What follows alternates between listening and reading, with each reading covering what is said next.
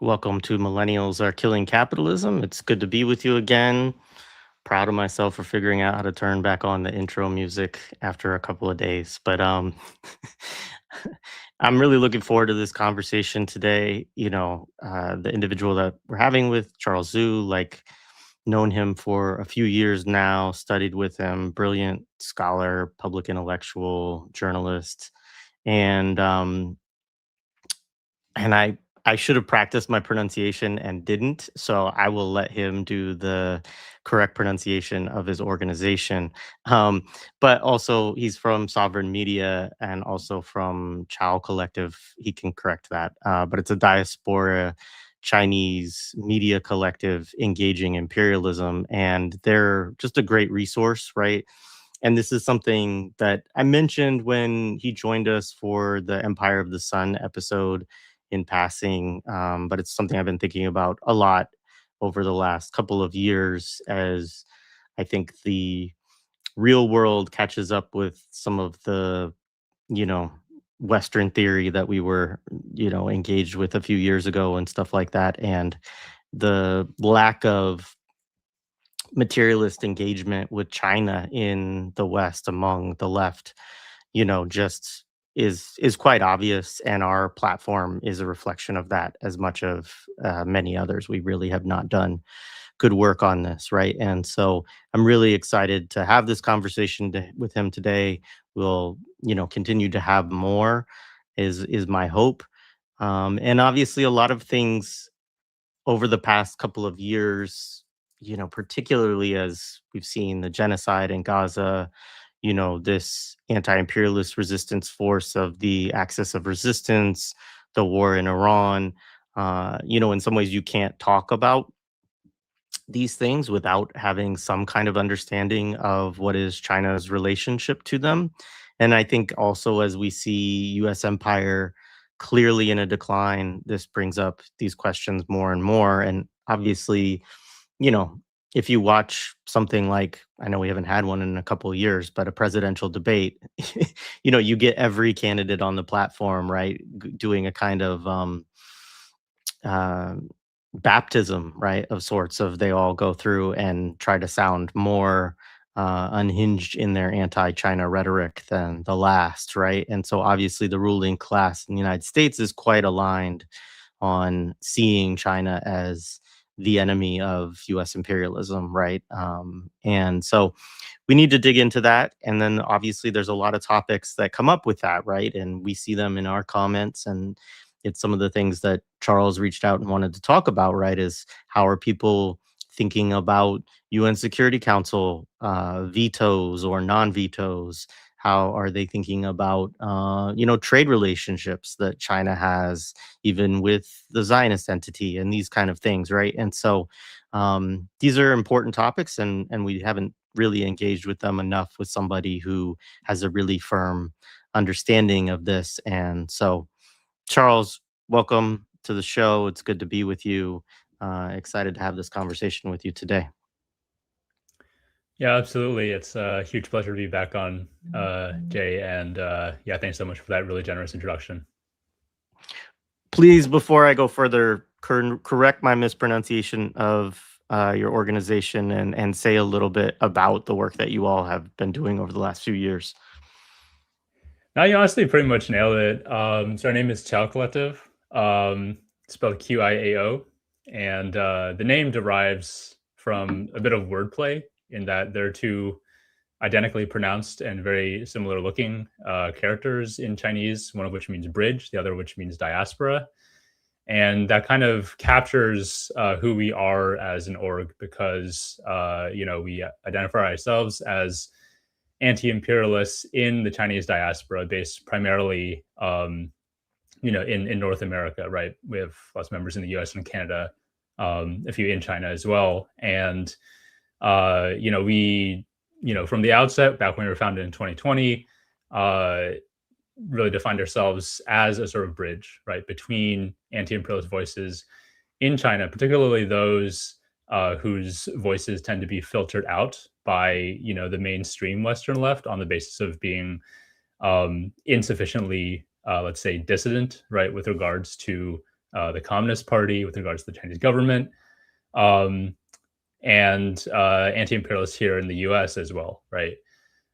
So yeah, that's kind of what we're all about. There are various dimensions of this that we emphasize at different times. Of course, we were founded back in 2020 at the very peak of the COVID pandemic and the wave of xenophobia that accompanied that.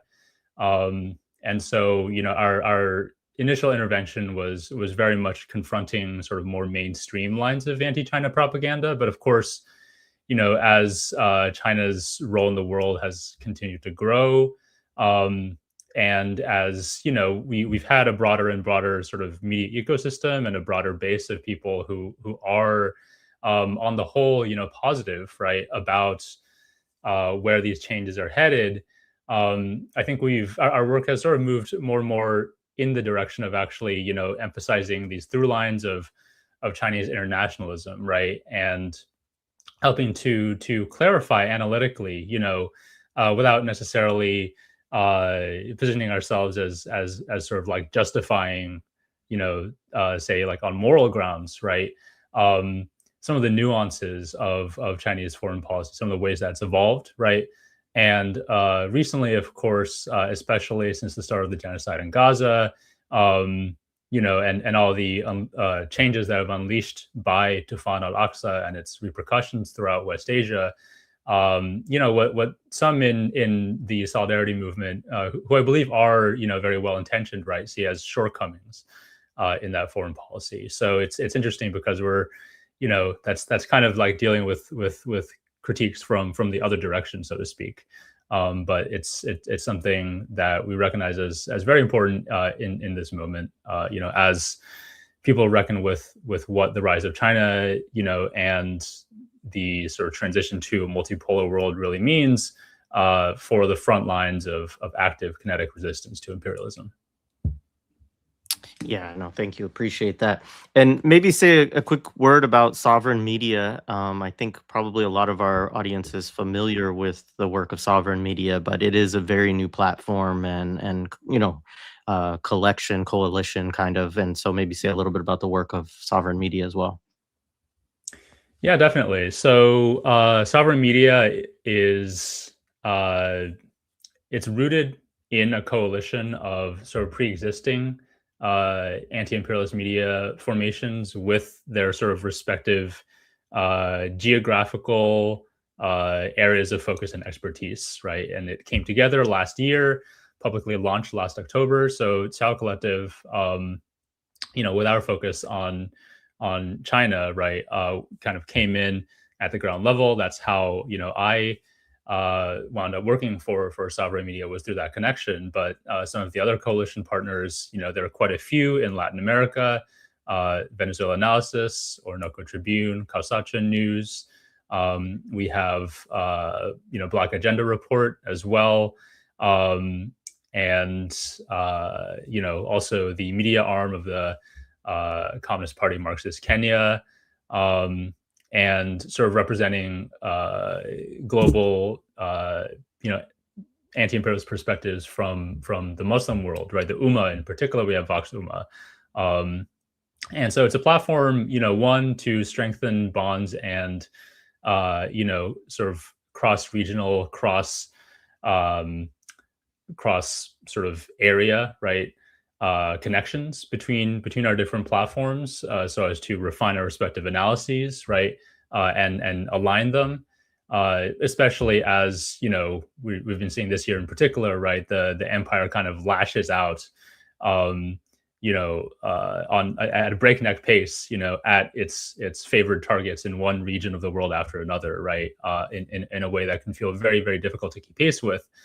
And, again, because of that pace of events, another thing that, sovereign media really, of its own accord brings to the table is turning out sort of content, especially in video form, right? That really is kind of like rapid response, to current events, but situated in these shared analyses that our member orgs have and that have developed over the course of many years of direct experience, direct struggle, and direct study.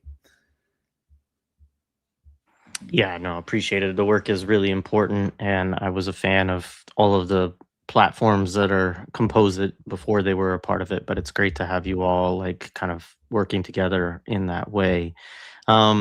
So let's get into a little bit of this discussion. I know we have a lot that we want to cover today.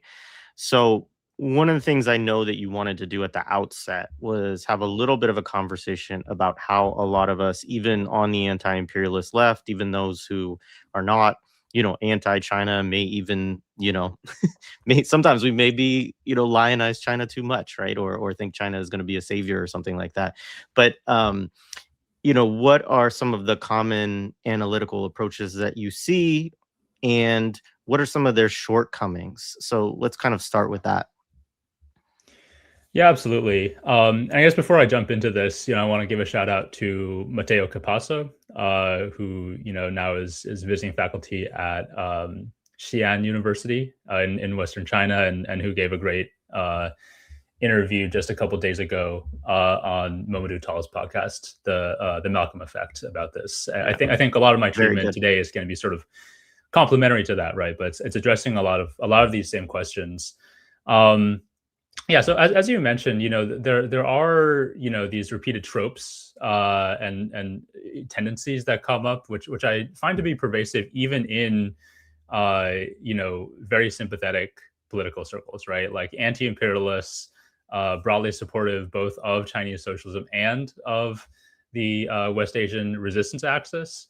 And I mean this not all as a critique, right? But like I see it sometimes as well in these tropes that some past guests on this show have fallen on, right? People whom I align with 100% in terms of like concrete political positions.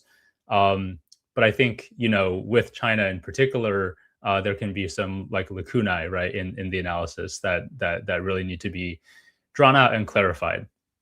So one of these tendencies that I see coming up over and over is to sort of treat China's foreign policy decisions as ad hoc, right? As like kind of motivated by expediency or case by case strategic considerations.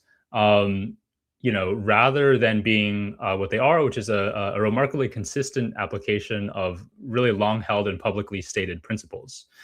So, one example of this that I've heard a number of times is the most recent, Chinese and Russian veto at the UN Security Council, which was to block Bahrain's proposed resolution authorizing the use of force to open the Strait of Hormuz. Right. This happened to, take place on the same day that Trump threatened in the morning to annihilate Iranian civilization, and then, of course, as we all know, by evening, right, that day, April 7th, he had been bounced into the ceasefire. And because of that confluence of events, I think a lot of people interpreted that veto, right, as a direct response to Trump's threat earlier that morning, right, as a very contingent event, rather than following through on a longstanding policy. Another example of this perspective that comes up over and over is to try to explain China's voting behavior, right? Its decision to veto or not veto certain draft resolutions as a function of its economic investments, right? Like the weight of its investments, for example, in the Arab Gulf monarchies versus Iran, or in Israel versus the occupied 67 Palestinian territories. So that's like one I think common misconception, right, that people have. Another one is sort of more like longue durée. It's looking at sort of the entire scope of the history of the People's Republic of China, and it tries to sharply delineate this rupture, right, between the Mao period, which is usually identified with a professed desire to overthrow the existing world order, right? Versus the post Mao, or the reform and opening period, really up until now, right? When according to this perspective, China's practice has shifted dramatically towards a kind of pragmatic accommodation to the existing world order, a really sort of like gradualist approach. And I think that this is this reflects something that's very real at the level of rhetoric, but not really in terms of like overhauling concrete foreign policy principles or practice. And we can get into some of the details of that, as it's played out over the history of the PRC. And then the last, I guess, approach, right, that I think is quite common and that I have a lot of reservations with is what I would call sort of subjectivism. And this is a perspective that basically says, Chinese officials, right, Chinese leaders, various actors within China's foreign policy establishment say one thing publicly and think another privately, and that their actual decisions are based on these supposed private views, right, which can often be very much at variance with what's stated publicly. So, back when China, pretty controversially last November, decided not to veto the UN, Security Resolution 2803, right, which established the Gaza Board of Peace. And when it decided to abstain it instead, there are a lot of people who, I think with good intentions, said, okay, this is like China's just abstaining from the whole process, right? Like it believes, just like we do, that the genocide in Gaza has basically rendered international law and like all of the institutional trappings of the UN as a farce. It's not going to participate in it. So, and I think there's a bit of wishful thinking on their part, right? Because this actually goes 100% against what China has stated publicly for decades, which is that it upholds the UN system and upholds international law. So you have to look for your explanation somewhere else, right? And another more subtle example of this, some of your viewers may have seen these appearances on like neutrality studies and the Cradle by an academic named Zhang Sheng, who is, I think, currently based in Istanbul. Of course, Chinese by origin. Someone I really respect and learned a lot from, especially when writing my article about Palestine-China relations that came out about 2 years ago on Qiao Collective. And I think there is a lot to be gained from his perspective, but I think there are ways in which he too can maybe fall into this in a sense, right? Kind of, asserting, for example, one eye-opening claim, right, that he made was that China basically prior to this current war was holding Iran sort of at arm's length because the Chinese diplomatic corps has limited contact with the IRGC compared with reformist civilian politicians in Iran. And, while I wouldn't discount that entirely, I don't see really a whole lot of other evidence for it, right? Either in China's public statements, its actual, behavior vis-a-vis Iran.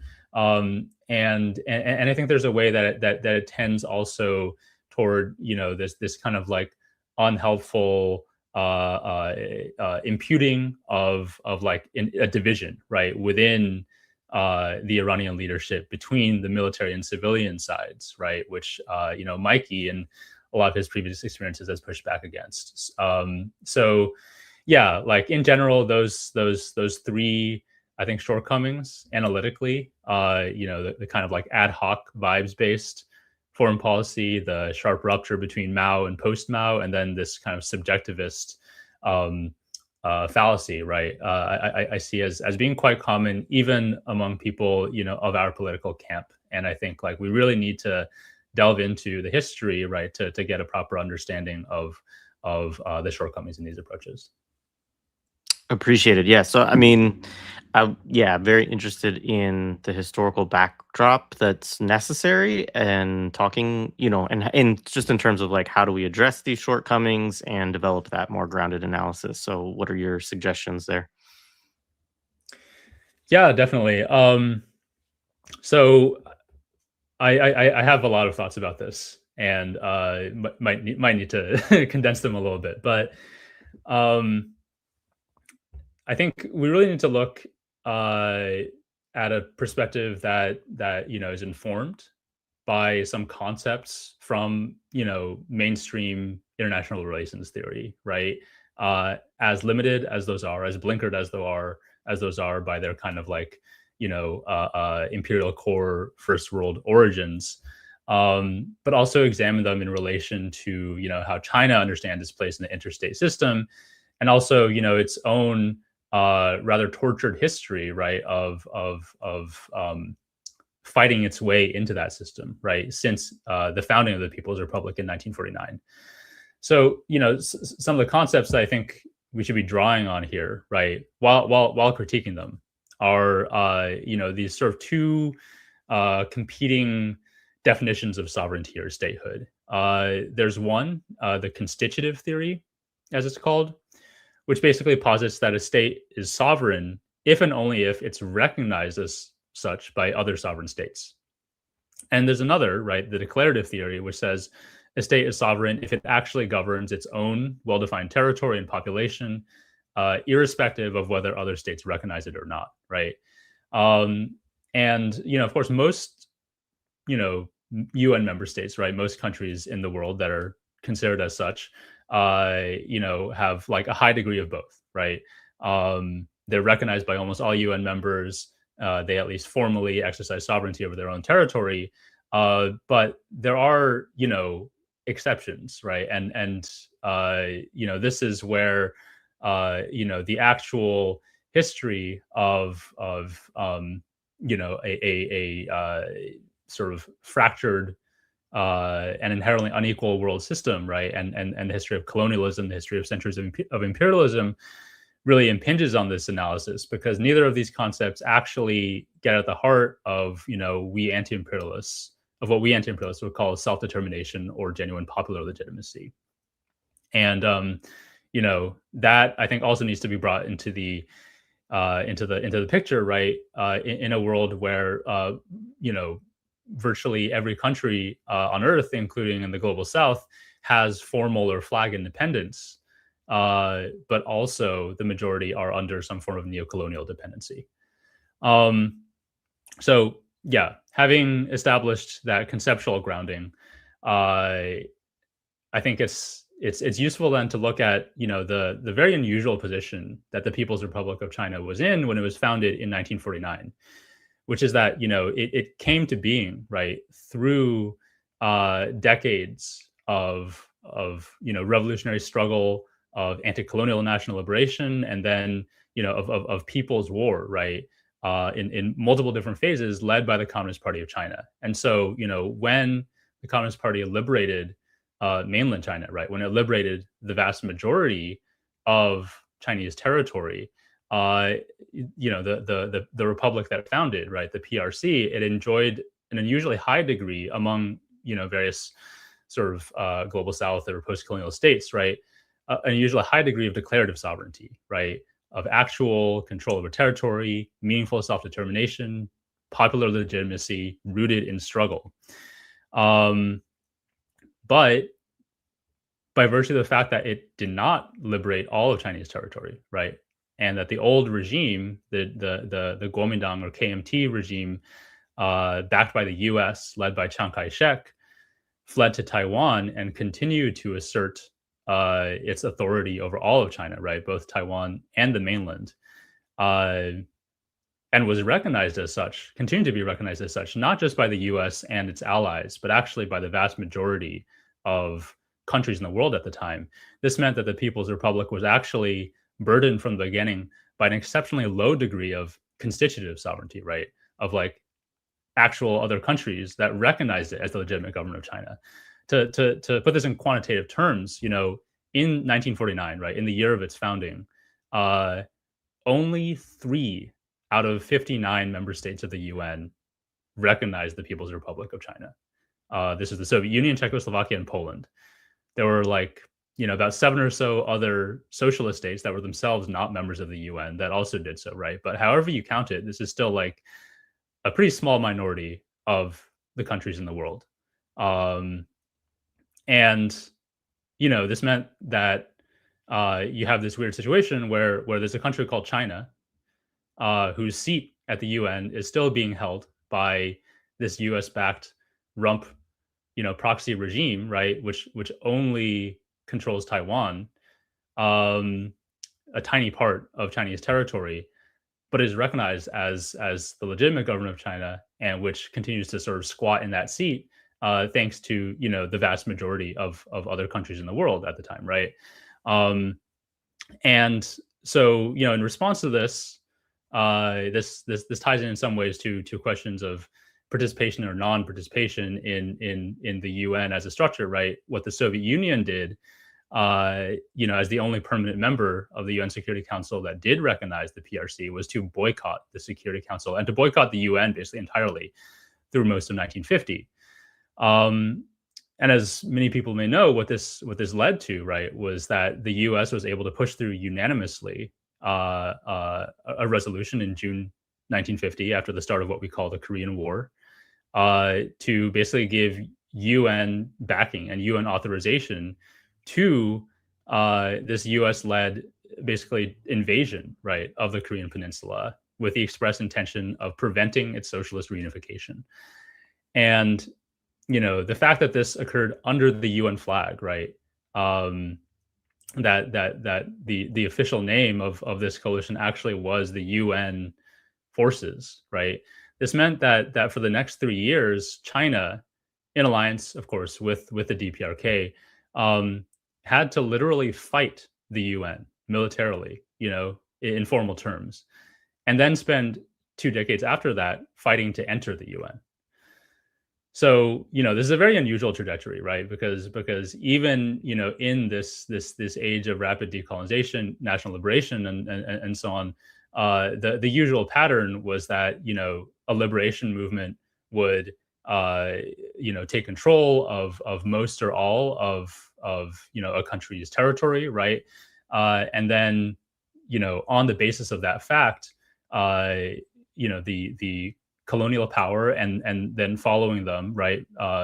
Virtually all other countries of the world, all of the UN members would just by default recognize their independence, right? Recognize their sovereignty and welcome them into the UN.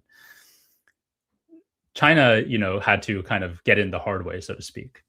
And this meant that sort of bit by bit, it had to build up a large enough majority, right, of countries that recognized the sovereignty of Beijing rather than Taipei, in order to actually unseat the KMT regime and recover China's seat at the UN for itself. And if you think about it, there are 2 ways that I could go about this, right? One is basically, what we could, in a slightly tongue-in-cheek fashion, call anti-imperialist regime change, right? This is to say, providing diplomatic and material support to third world liberation movements. Of course, we all know none of these were proxies, right, operating at the beck and call of China and the Soviet Union or whatever, right? They were organic movements, but China could and did often intervene materially in order to support them, so that in a colonial situation, they would win independence and then they would found a new state, right, which would immediately recognize the People's Republic of China, give them one extra vote in the UN. Or if they were fighting within an already independent state to overthrow a client regime of the West that recognized the KMT in Taiwan, then after they won, right, they would switch diplomatic recognition of that country from Taipei to Beijing. So that's one tack, right, which obviously militates toward a more revolutionary orientation, more revolutionary rhetoric. The other one, which China actually pursued simultaneously from the beginning, was to directly persuade Western governments, right, Western imperial governments, or Western aligned, basically client governments in the global South, to switch recognition without, this kind of anti-imperialist regime change, so to speak, right? And so this required diplomatic engagement. It required, in many ways, the opposite tendency rhetorically, right? It demanded moderation of a sort. And I think there are a lot of like self-described Maoists or anti-revisionists, right, who posit this kind of like very artificial periodization of Chinese foreign policy, where they say like under Mao, the Chinese foreign policy was overwhelmingly or entirely oriented towards the first approach, right? The approach, we could say, of anti-imperialist regime change. And And then after Mao died and Deng Xiaoping took power and the reform and opening period started, is like it turned on a dime. It took a like 180, and then immediately started pursuing overwhelmingly this more, we could say, like reformist, or even in their terms counter-revolutionary strategy, right, of like stabilizing the world system, trying to integrate into the existing system of governments. But as I mentioned, China really, from the beginning, was pursuing these strategies simultaneously, right? And ironically, at the height of what we could say, was sort of domestic, kind of, revolutionary fervor, right? Which is, say, the Cultural Revolution from 1966 to 76, right? Which also coincided with the height of the Sino-Soviet split. That was actually when China was pushing the hardest in many ways in both directions, right? In terms of its volume of support to national liberation movements, but also in terms of its engagement with non-communist or even anti-communist governments throughout the world. And this paid off because in the middle of that period, right, 1971 was when the People's Republic finally did manage to clinch China's UN seat, right? It did so with a large majority, 76-35 in the General Assembly, which included most of Europe, right, as well as Asia and Africa. So it was really a combination of those approaches. And in many ways, if, as is definitely true, the second approach, right, has become more predominant, then that's only because the first approach, right, has sort of exhausted itself. It only really made sense when China was fighting a sort of asymmetric battle for recognition, at a high tide, right, for global national liberation struggle. So that's kind of the backstory, right, to why China to this day places such a premium, right, on recognition, on inclusion within this UN system, because of how protracted a struggle it had to wage, right, in order actually to be recognized as part of it. And maybe if you have like questions, we can pause here. But can also go into this question of like during this period, how China began to articulate like a consistent and principled approach to its foreign policy that kind of covered both of these strategies. Yeah, why don't we do that? I do, from here after that, I'd probably move to like the question more of like the Arab Iranian region and that history, but it'd be good to lay that out probably first. Yeah, absolutely. So, pretty early on, China was, as I mentioned, not sitting on its laurels, right? Having liberated most, but not all of its own territory and established the basis for genuine sovereignty internally, right? It was very active in terms of its foreign policy, even working outside the UN system. So, an early example of this was, the 1954 Sino-Indian Agreement, which was negotiated on China's side by Foreign Minister Zhou Enlai, and which was incorporated a year after that into the Declaration of the Bandung Conference, that united sort of 29 Afro-Asian states, right, of all different political complexions, and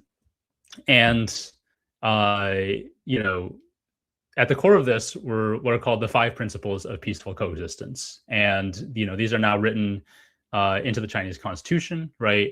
And are referred to sort of over and over by its foreign policy core to this day. And what these 5 principles are 1, mutual respect for sovereignty and territorial integrity; 2, mutual non-aggression; 3, mutual non-interference in countries' internal affairs; 4, equality and cooperation for mutual benefit; and then 5, peaceful coexistence. So you notice that the first 3 of these, right, all include the word mutual, and this is really important because it means that they apply, right, in a setting where you have diplomatic relations and bilateral recognition, right, between 2 countries.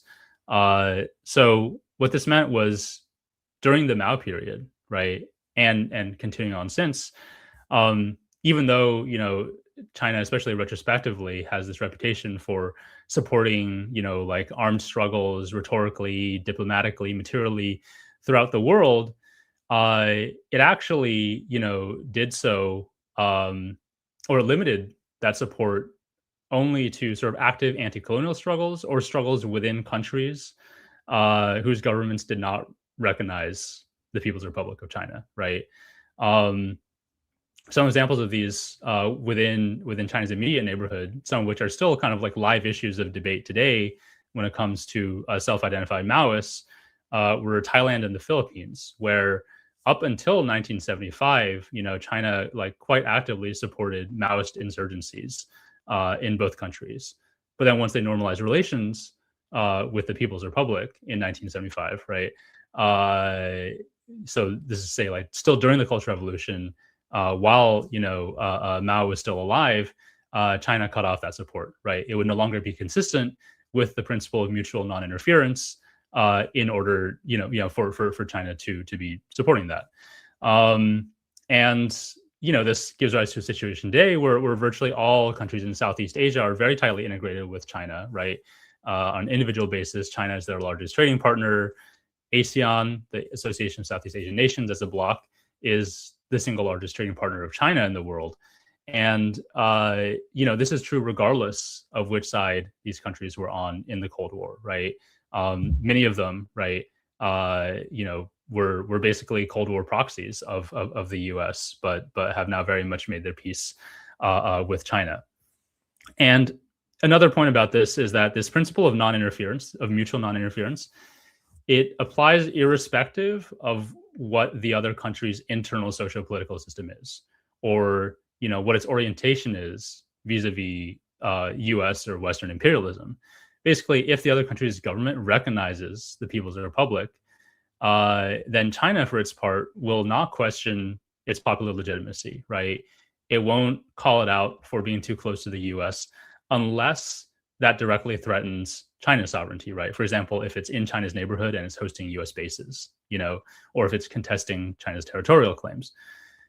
Outside of that kind of narrow exception, China is not going to, like call out, for example, the so-called state of Palestine, right?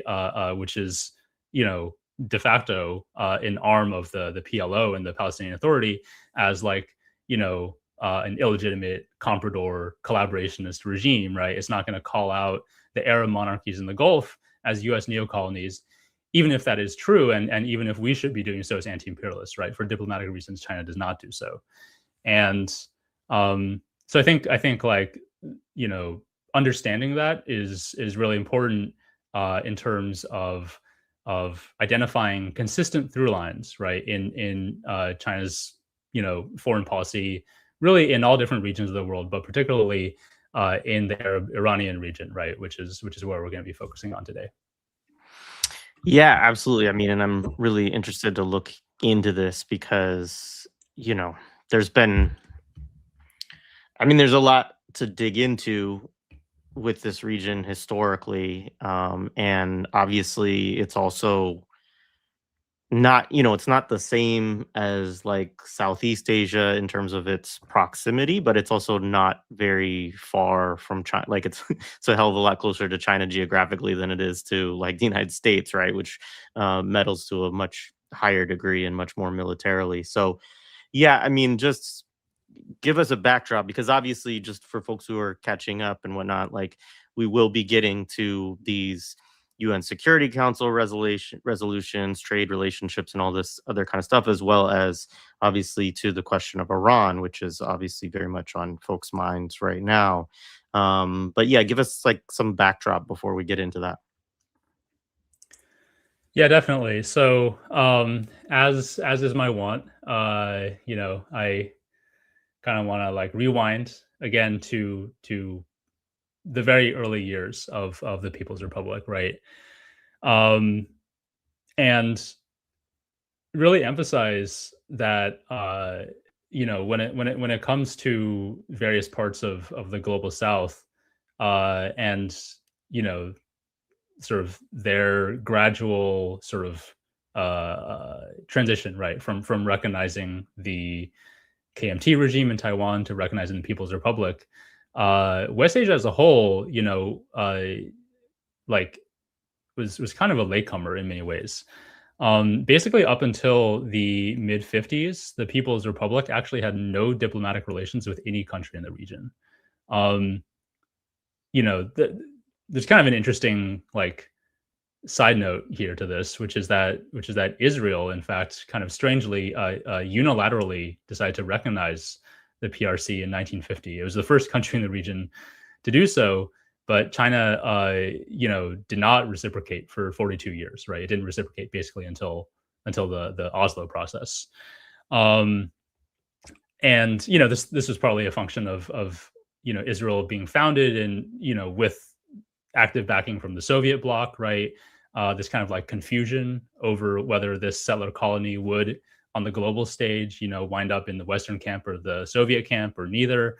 We all know how that turned out, obviously, but it's kind of just an interesting consequence of that. Nonetheless, another reason I think for this initial confusion about what Israel's sort of eventual role would be, right, on the global stage, was that it was surrounded, right, by Arab states that were governed at the time almost exclusively by anti-communist client regimes, right, as was Iran as well. And so, these governments basically, without exception, continued recognizing Taipei, right, continued recognizing the KMT regime as the legitimate government of China through the early 50s. And it wasn't really until the Bandung Conference in 1955 that China, had really high-profile diplomatic engagement with these countries, right? Interestingly, a lot of this was mediated on China's side by religious scholars and diplomats who were not ethnic Han, but were themselves Muslim, right? Whether Hui Muslim or Uyghur. This is something that this professor at Fudan University, Yin Zhiguang, has written about very interestingly. But in any case, right, 1955, the Bandung Conference really marked kind of a turning point, because the next few years really saw, what we today call the Middle East, right, West Asia, North Africa, explode onto the world stage, and also explode into Chinese popular consciousness as a focal point for anti-imperialist struggle. So you had in 1956 the Suez Crisis, right? You had Gamal Abdel Nasser taking power, nationalizing Suez, right? And then taking on this imperialist coalition of Britain, France, and Israel, right? Successfully doing so.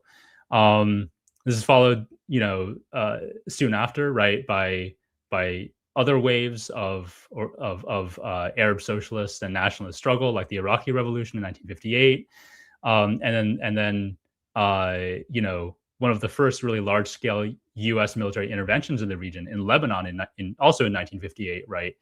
Basically to forestall the expansion of this Arab nationalist wave to Lebanon, and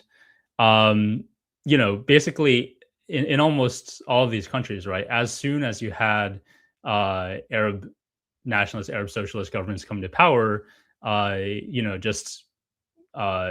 for obvious foreign policy reasons, they immediately switched their recognition from the KMT in Taiwan to the People's Republic in Beijing, right? Egypt in 1956, Syria also 1956, Iraq in 1958, and again in this paper that I mentioned, by Professor Yin Zhiguang, he really interestingly details how there was a convergence, particularly in that year, 1958, right, between these really large-scale popular mobilizations in China that were in solidarity with Iraq, in solidarity with Egypt, in solidarity with the people of Lebanon as they were facing, direct U.S. military aggression, right? This is, a region of the world at the opposite end of the Asian continent that, hadn't really been, at all a part of everyday popular consciousness until this point. But it really dovetailed with this domestic radicalization, of kind of a more autarkic and sovereigntist politics, right, during the Great Leap Forward and during the early Sino-Soviet split as well. And one instance of this, right, that I think is like really interesting and highly topical for today, is a speech that Mao gave about Lebanon in 1958, which was first brought to my attention actually by Ashwin Shanta of the International Solidarity Pod, and I think it's worth quoting in full actually, simply because it is so relevant to the current situation. So Mao said in 1958, quote, U.S. imperialism invaded China's territory of Taiwan and has occupied it for the past 9 years. A short while ago, it sent its armed forces to invade and occupy Lebanon. The United States has set up hundreds of military bases in many countries all over the world. China's territory of Taiwan, Lebanon, and all military bases of the United States on foreign soil are so many nooses around the neck of U.S. imperialism. The nooses have been fashioned by the Americans themselves and by nobody else. And it is they themselves who have put these nooses around their own necks, handing the ends of the ropes to the Chinese people, the peoples of the Arab countries, and the peoples of the world who love peace and oppose aggression. The longer the US aggressors remain in those places, the tighter the nooses around their necks will become. So I don't think I need to spell out, right, just how relevant this is to, the current conjuncture, right, and to, what the crux has been of Iran's strategy to gain an asymmetric advantage in this current war with the U.S. Another interesting thing about this quote, right, is this explicit parallel that Mao draws, between East Asia and specifically Taiwan as an outpost of imperialism, and what's going on at the other end of the continent in West Asia, right? And the fact that he does so in 1958 might remind people of it might remind some people, right, of a better known Mao quote, which I actually used to introduce, my article about Palestine and China back in 2024, which goes as follows. This quote is from 1965, and what Mao said was, quote, imperialism is afraid of China and of the Arabs. Israel and Taiwan are bases of imperialism in Asia. You are the gate of the great continent, and we are the rear. They created Israel for you and Taiwan for us. Their goal is the same. So who's the you that Mao is referring to in this quote? It's actually a visiting delegation of the Palestine Liberation Organization. And the year is important here, right? It's 1965. It's just 1 year after the founding of the PLO. But already you had an official diplomatic delegation coming to Beijing because China was actually the very first non-Arab country, and for a while the only major power, right, to recognize the PLO as the sole legitimate representative of the Palestinian people and as kind of the nucleus of their struggle for national liberation. So they immediately set up a state level embassy in Beijing, and China afforded them that recognition nearly a decade before the Arab League did in 1974, followed a year later by the UN General Assembly. And again, because on this question, China was sort of ahead of the curve in a way, right? Even within the socialist bloc. This meant that in line with its non-recognition of Israel and in line with its alignment with the PLO and its position at the time that all of historic Palestine was illegally colonized. China was for a number of years the only major power that actively financed, funded, and supplied the PLO with arms and military training, right? Very much grounded in, the Communist Party's own, at that point, relatively historically recent memory of People's War, right? Both against domestic reactionaries and against Japanese colonial occupation. But not only that, right? Like China also publicly supported some of the PLO's military operations in Arab states, like, for example, its uprising against the Jordanian monarchy in 1970, which later became known as Black September.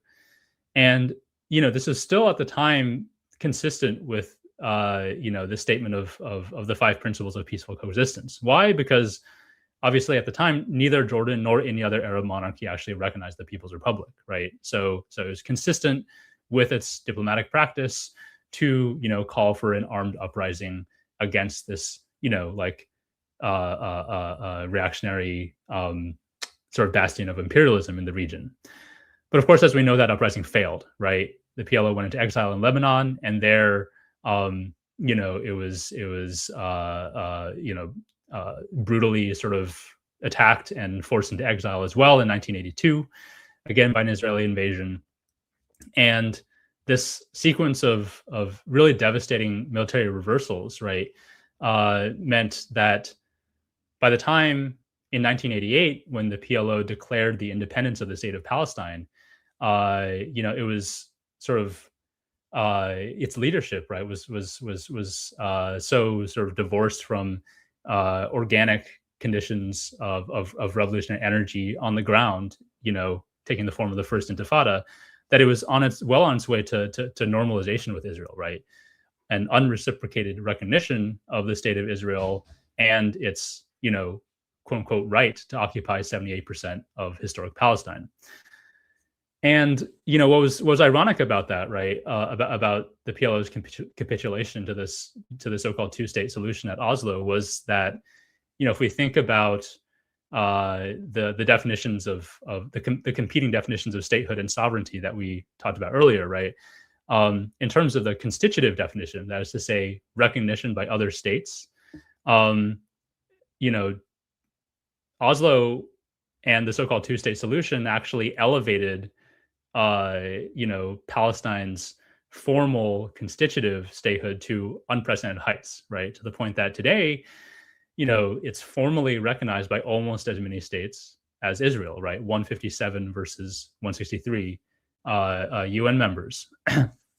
But it did this while simultaneously undermining the popular legitimacy of the PLO, right? And also even its claimed substantive sovereignty on its own territory, right? Only claiming 22% of historic Palestine and not exercising real authority over any of that, right? And the thing that made this unusual is that it was sort of the reverse. Sorry. It's sort of the reverse of the historical trajectory that China and many other liberation movements have followed, right? Which is that they first secure a liberated territory, and that then becomes the precondition for international recognition. It was almost backwards in the case of the so-called state of Palestine. So what does this mean? It means that you have an organization, the PLO, which is still recognized officially, by the UN, by most of its member states, as the sole legitimate representative of the Palestinian people. But that legitimacy was derived from its former commitment to armed struggle and also to forming sort of a cross-faction national unity, both of which are now explicitly rejected by the people in charge of the PLO, which is to say, the collaborationist wing of Fatah, led by Mahmoud Abbas. But at the same time, even though the PLO no longer in any way instantiates Palestinian public opinion or anything approaching a representative cross-section of Palestinian political life, right? Even though it excludes all of these resistance groups, right? Whether Hamas, Islamic Jihad, the PFLP, right? These resistance groups themselves, they still officially hew to, at least the institutional legitimacy of the PLO in theory, right? What they officially seek to do is actually to enter the PLO, to democratize, to reform it, to make it a true government of national unity, not to abolish it or to replace it. And even if we think about, for example, the Hamas-led government in the Gaza Strip, starting in 2007, where did it derive its legitimacy, right? According to its own statements, it derives its legitimacy from the 2006 election to the Palestinian Legislative Council, which is actually the legislative body of the Palestinian Authority, right? So that's entirely still within the institutional logic of the PLO. And when it and all these other resistance groups say that Mahmoud Abbas is illegitimate, they're not saying the PLO is legitimate, right? They're saying that under, the PLO's own governing statutes. Like his term expired back in, I don't know, was it 2008 or 2009 or something, right? And he's been illegally holding on to power ever since. And this means that at the international level, right, there's actually no organized challenge to the actually existing PLO's claim to speak for Palestine diplomatically. What does this mean? It means that almost every country on earth, right, that recognizes the state of Palestine will not take positions on Palestine that are more radical than the PLO, right? Even the 30 or so states that themselves don't recognize Israel. The only exception to this, I would say, right, is the Islamic Republic of Iran. And so, for China in particular, right, going back to the principles of peaceful coexistence, and especially the principle of mutual non-interference in internal affairs, under China's logic, right, if it were to publicly doubt the legitimacy of the PLO or to publicly oppose its positions outright on questions of Palestinian sovereignty, right, even doing so in defense of real Palestinian sovereignty, for example, vetoing the Board of Peace resolution, that would violate the principle of mutual non-interference in internal affairs. But at the same time, right, under international law, which of course, is a fluid, body of rules that was indelibly shaped by anti-colonial struggle itself, it remains the case, as China has repeatedly stated, that Gaza and the West Bank, at the very least, right, are under illegal colonial occupation. And not only that, but, China has actually reaffirmed quite publicly, for example, at the ICJ in 2024, that Palestinians still have the right to liberate those territories through armed struggle. What does that mean? It means that organized formations that do so, right, for example, resistance groups like Hamas and Islamic Jihad, China rejects entirely the Western designation of these groups as terrorist formations, right? It says they are legitimate national liberation groups. They're a legitimate part of Palestinian political life. And not only that, but, within the confines of its own foreign policy principles, China, can at the very least intervene, to try to facilitate their continued inclusion within Palestinian political life, right? So the most recent and high-profile example of this was the Beijing Declaration in July 2024, when China convened representatives of both Fatah and 13 actual resistance groups, right, including Hamas, Islamic Jihad, the PFLP, in Beijing, to try to find some common ground, right, on at least the principles for Palestinian national liberation. And that's still like the default reference document, right, for all these resistance groups, in their polemics against the current leadership of the PLO, right, saying like, this is what you committed to, and it was brokered by China, right? And I think in doing so, it didn't necessarily state this outright, but I think it was very much informed by the CPC's own historical experience in the struggle to liberate China from Japanese colonial occupation, right? When it in fact accepted the position of junior partner to the KMT, its bitter enemies, right? To form a united front, because it believes that this kind of national unity is a prerequisite to a successful liberation struggle.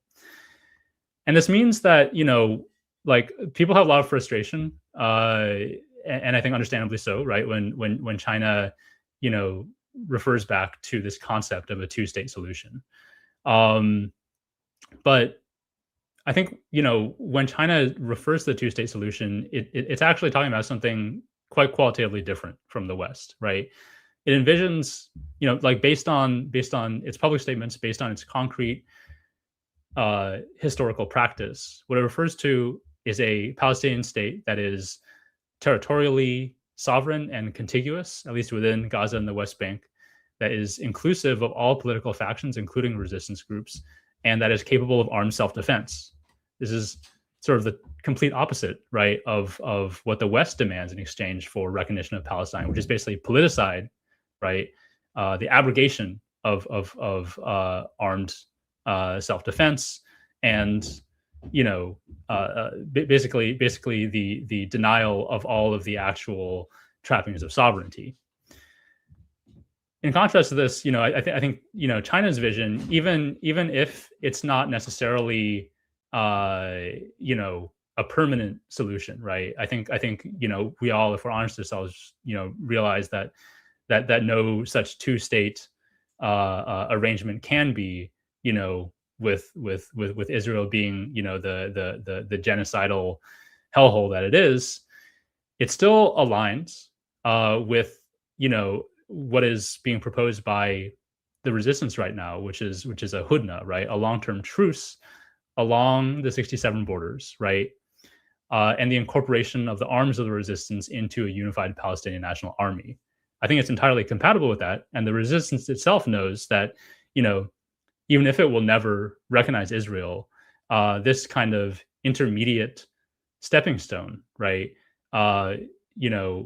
is at least like a viable base on which to continue the longer term struggle for full decolonization of Palestine. So yeah, I hope that gives some clarity for China's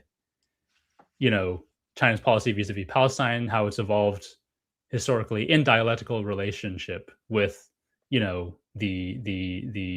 advances and the reversals, right, of the liberation struggle itself, how it comports, right, with its overall foreign policy logic.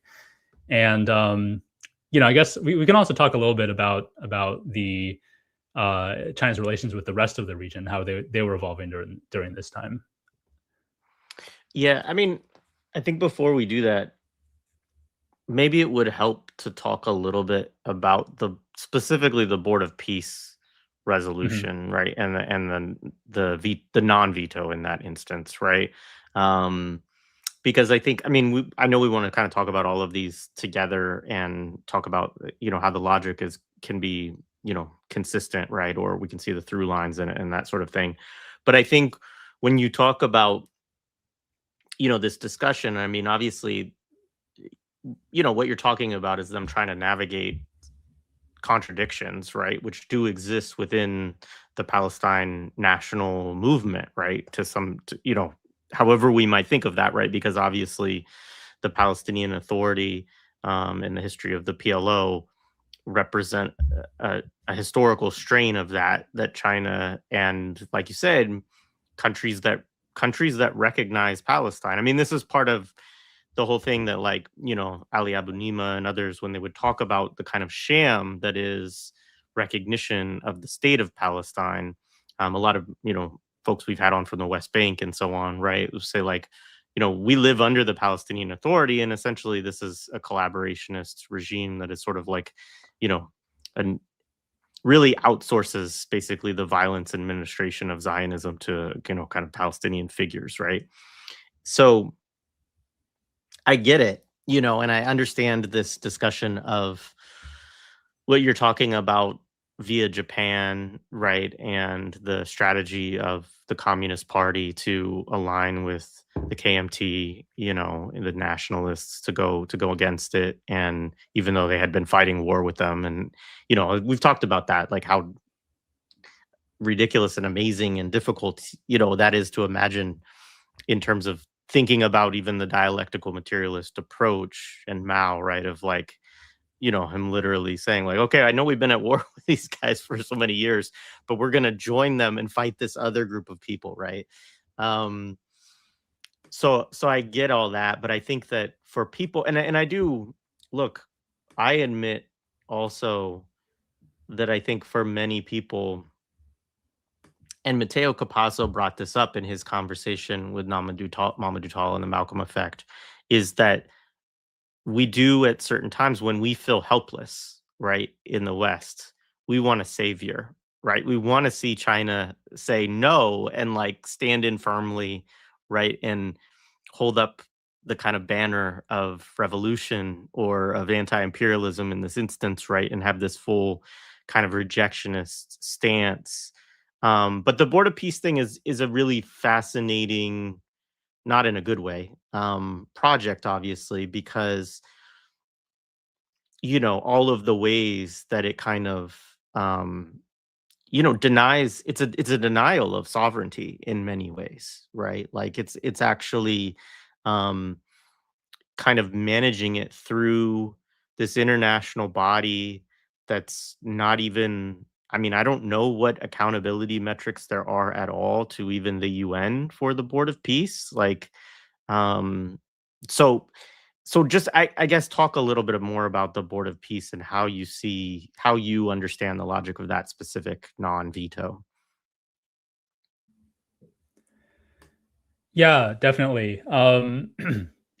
Yeah, you know, they're like an incredible number of contradictions and antinomies, right? Both internal to you know, the Palestinian national movement, right, in all its dimensions, and also externally, that play into a decision that ultimately, for a lot of people, in terms of the headlines, in terms of what they focus on, is boiled down to this binary decision of like veto or non-veto, right? Um, I think that, in terms of like the relative ranking of considerations that went into the decision on the part of both China and Russia to abstain rather than veto that resolution. Um, that essentially, if you look at the actual statements, right, that both of their representatives made at that Security Council meeting, they were very upfront about the fact that one, it was super vague, right?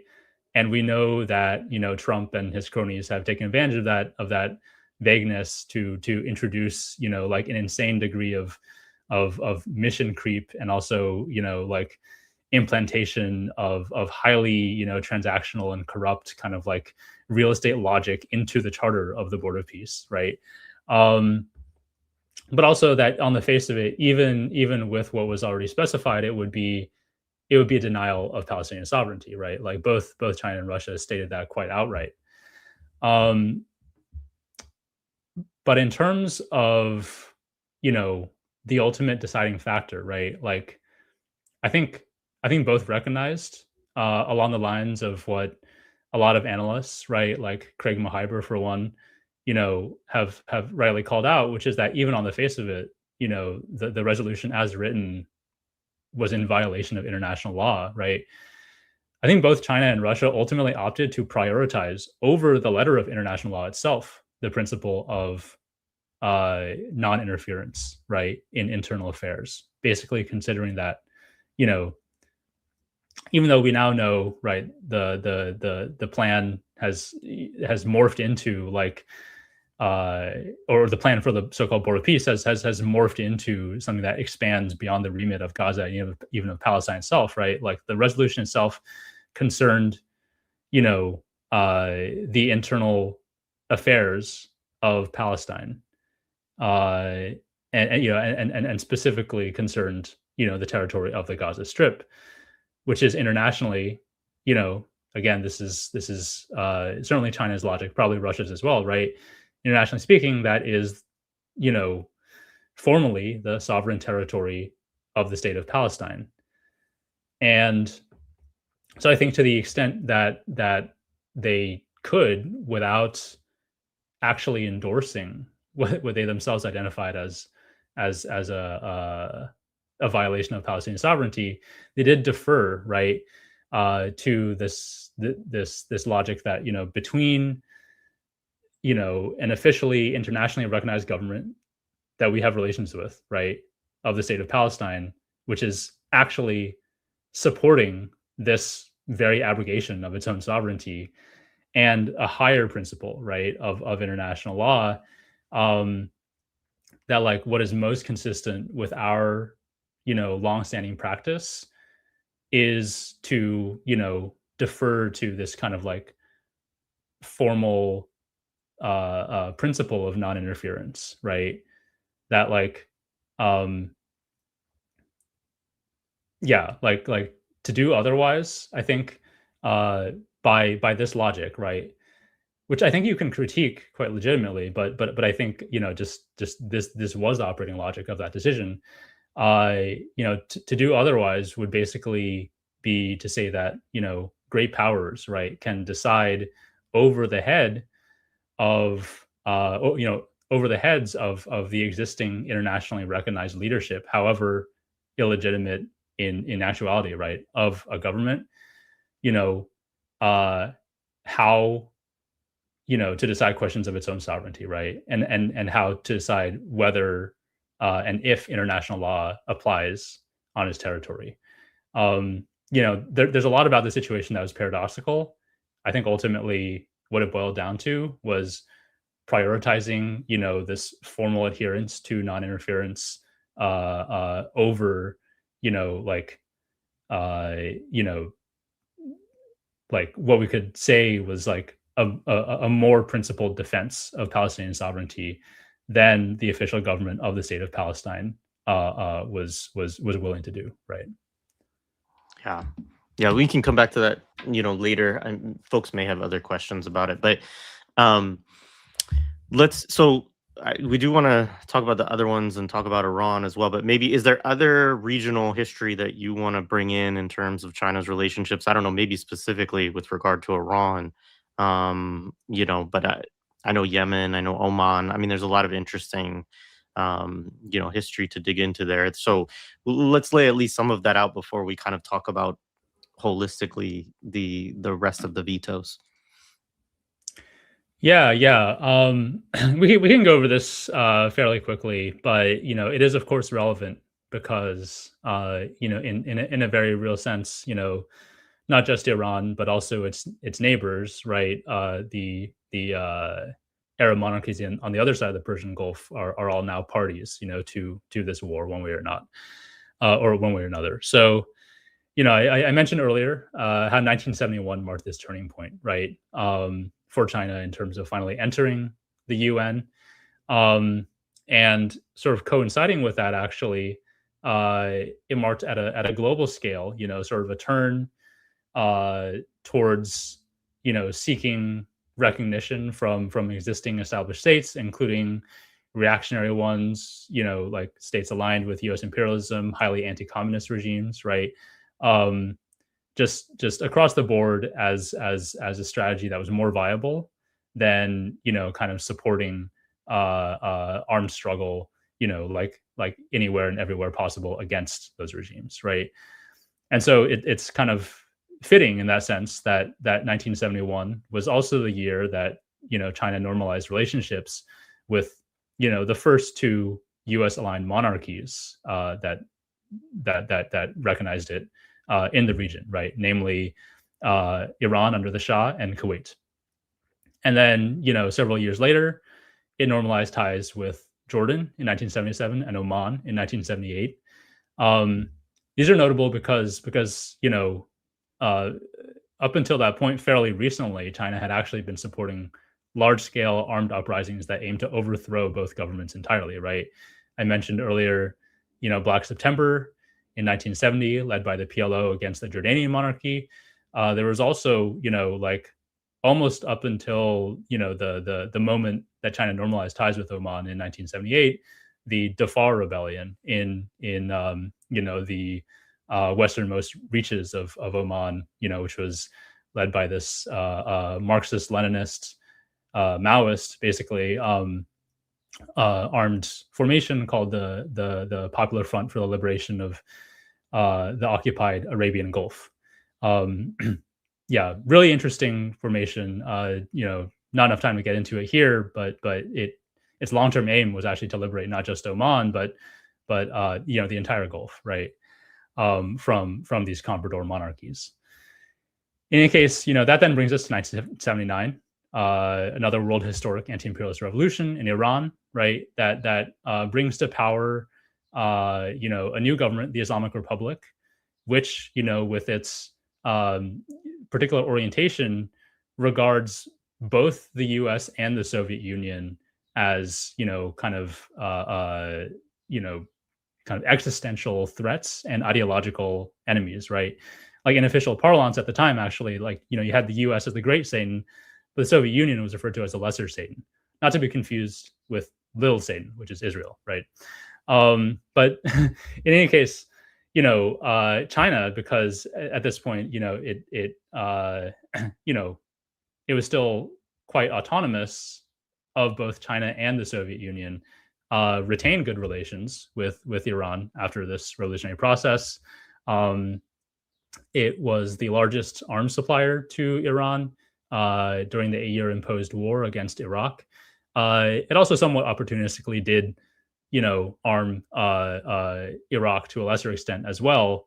And in some ways, it was applying a commercial logic, right, to arms sales to both sides. But I think it's pretty fair to say that it made way more of a difference in favor of Iran, right?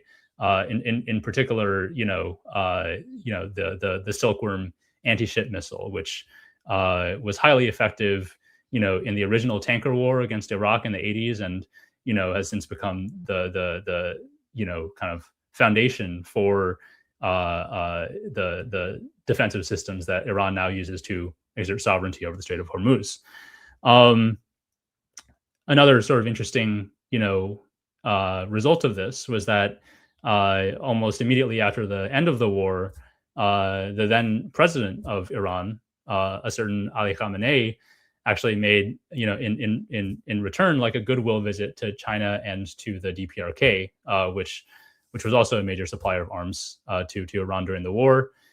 This was in April 1989. Interestingly, it was during the Tiananmen protests in Beijing. But what's especially poignant about it is that just weeks after he returned to Iran, he was elected as supreme leader, and he never again left Iran until his martyrdom. So yeah, just real quick. It wasn't really until the 80s and the late 80s that the remaining Gulf monarchies normalized with the People's Republic. Up until then, they retained formal relations with the regime in Taiwan. They were some of actually the last countries to switch recognition before the end of the Cold War. So you had the UAE in 1984, Qatar in 1988, Bahrain in 1989, and what might surprise a lot of people is that Saudi Arabia did not recognize the PRC until 1990. That, of course, was also the year that the Gulf War was launched.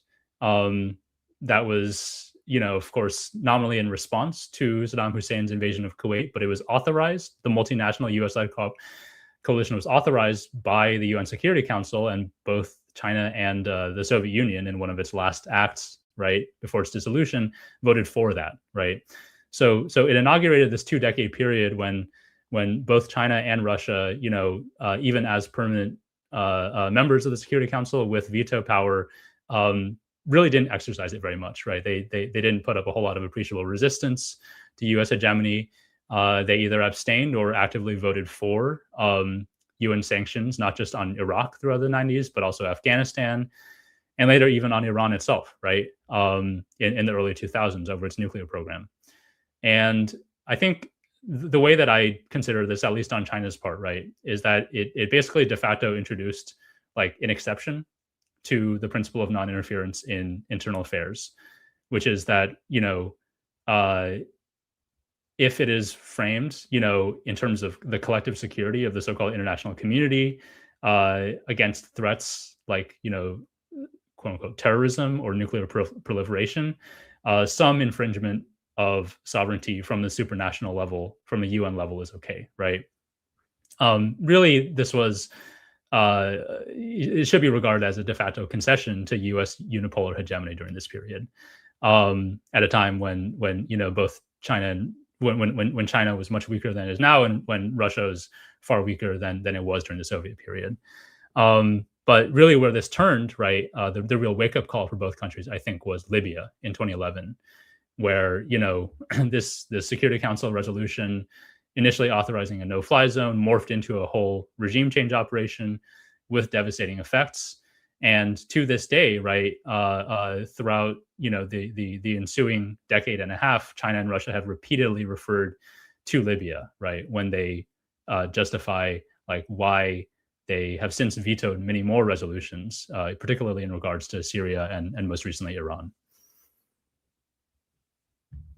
No, that's helpful to have all of that backdrop.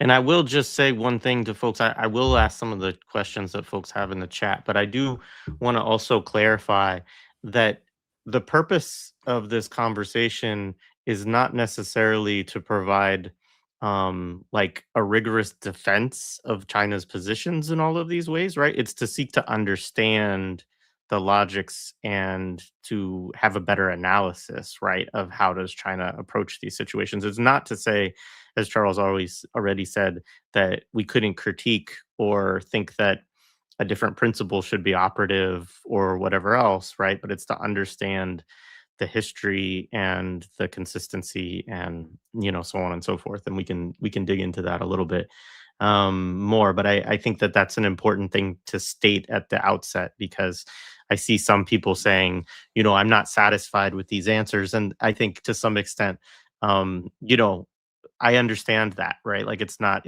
like we're upholding this as the most revolutionary anti-imperialist, way to approach all of these things, right? It's to kind of seek to understand how does China approach these questions so that we can understand it not in a simple in some of those other ways that you talked about up front, where we read it too subjectively based upon individual actors, or read it without a firm understanding of the principles that they're operating under, and so on and so forth. I don't know if there's anything you would add to that point, Charles. Yeah, I think you said it perfectly, right? The idea of all this is to, in some ways to disabuse people, I think, of the notion that China, or like any major actor, I would say state actor on the international stage, and under current conditions, can, as a government whose first priority is to preserve its own sovereignty, right? Actually, like, act in both rhetoric and action in a way that is 100% always in alignment with what anti-imperialists, including principled anti-imperialists in the West, would want, right? Um, it's the sort of, this is something that Matteo Capasso, I think, articulated really well as well in his previous interview, is to take the discussion in some ways out of the realm of morality, right? And into, this domain of materialist analysis, of how, like, counter-hegemonic and, at least to some extent, anti-imperialist projects, have to navigate a world system and an interstate system that is structurally, set up, right, to isolate and to crush such projects. Yeah. And it'd be interesting. Yeah, we can come back to that, but I appreciate that. So let's move then to the other resolutions that you kind of wanted to discuss that China either vetoed or non-vetoed, particularly Iran, but there's other ones that we could discuss alongside it.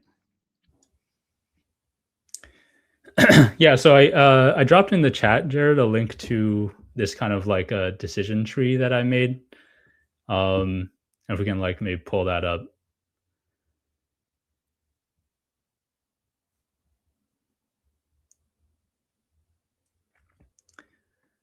Yeah, so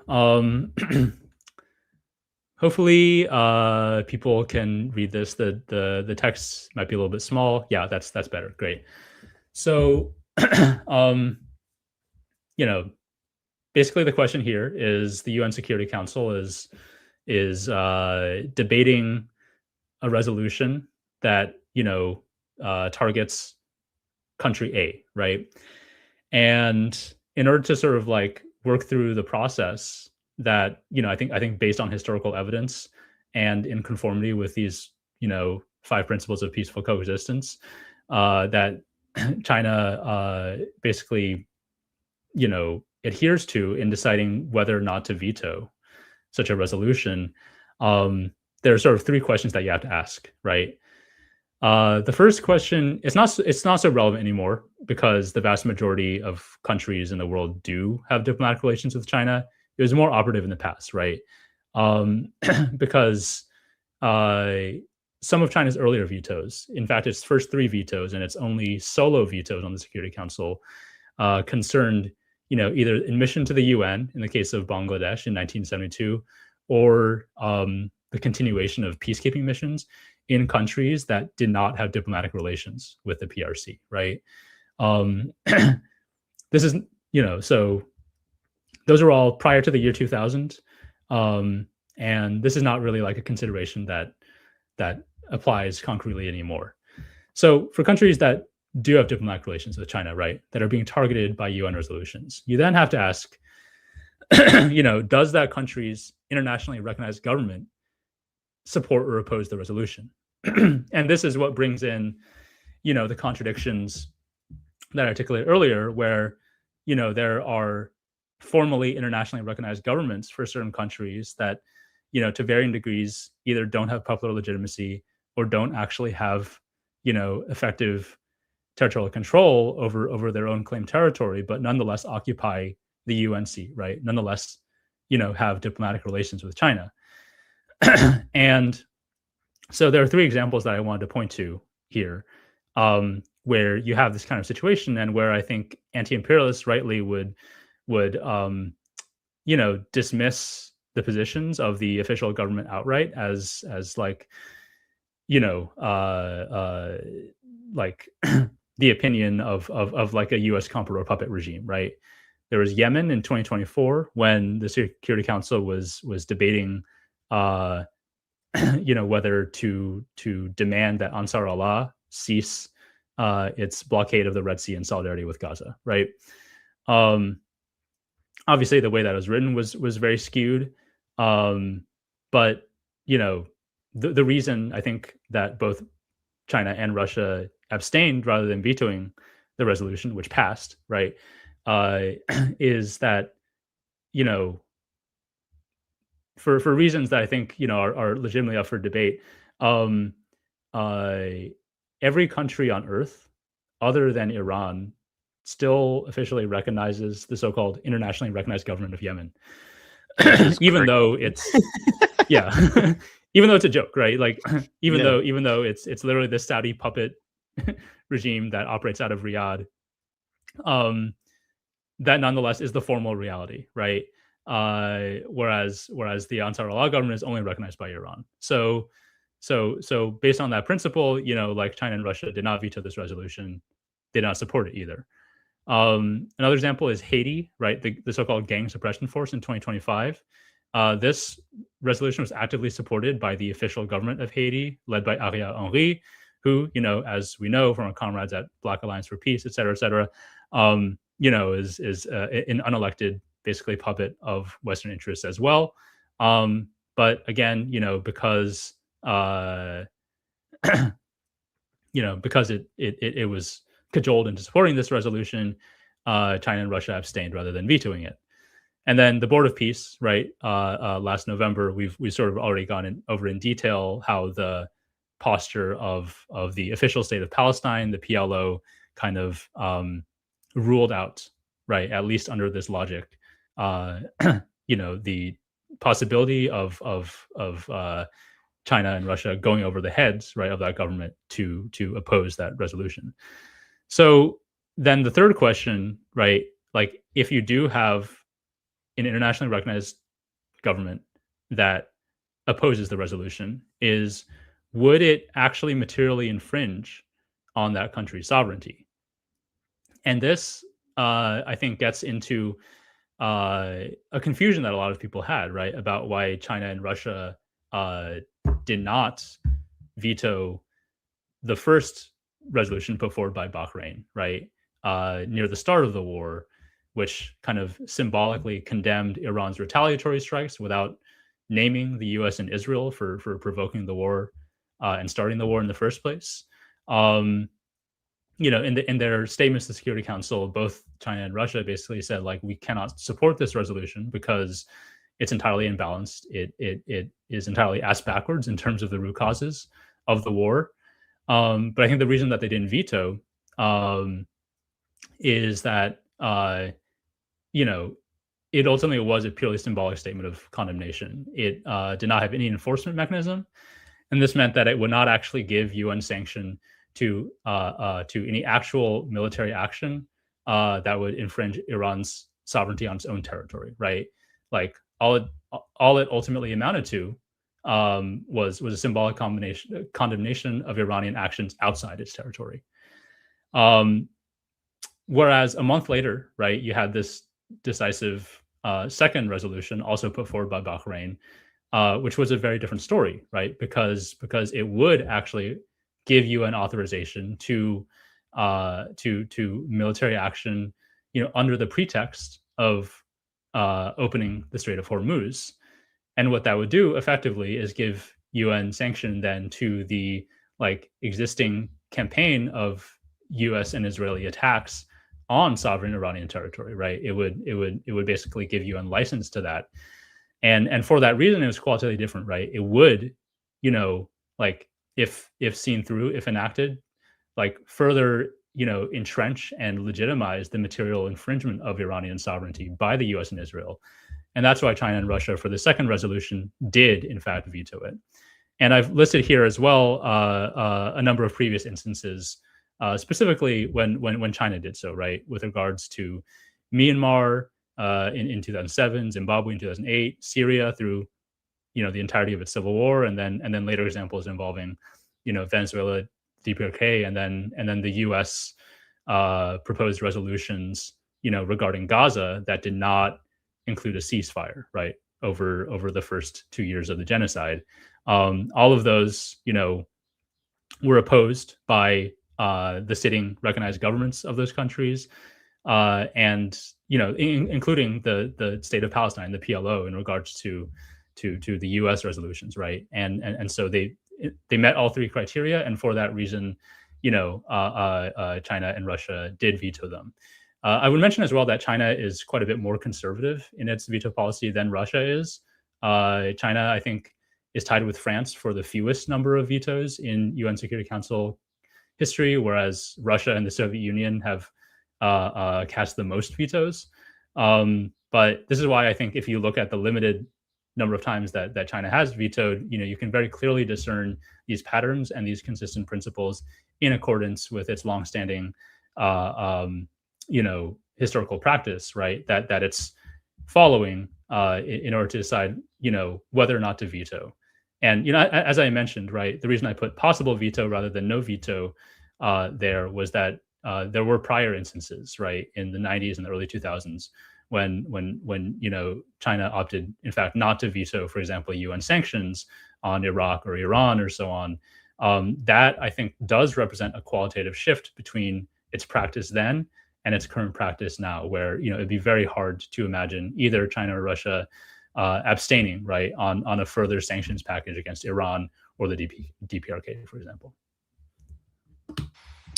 Yeah, I mean, thank you for all of that. It's, I think, helpful context. I think there's a lot of different questions folks have in the chat, but maybe a couple of things to touch on. One, and it had never occurred to me, Charles, like I haven't studied this, because China's a permanent member of the UN Security Council, correct?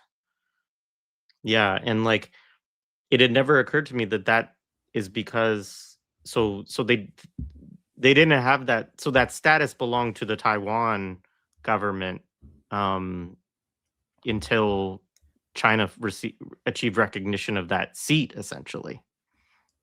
Yeah, that's exactly right. From basically 1945 until 1971, China's seat at the UN was occupied by the representatives of the KMT in Taiwan, right? And it was like that's sort of what elevated the issue of this contest for recognition to the point that the Soviets in 1950 actually boycotted it outright. Right? It was like they're like, we can't be in this decision making body with an illegitimate government that is considered that's like occupying China's seat. Yeah, that said, like during that period, I believe that the so-called Republic of China in Taiwan, during those 26 years, I think it only cast one veto. And interestingly, this was to prevent uh, the admission of Mongolia to the UN.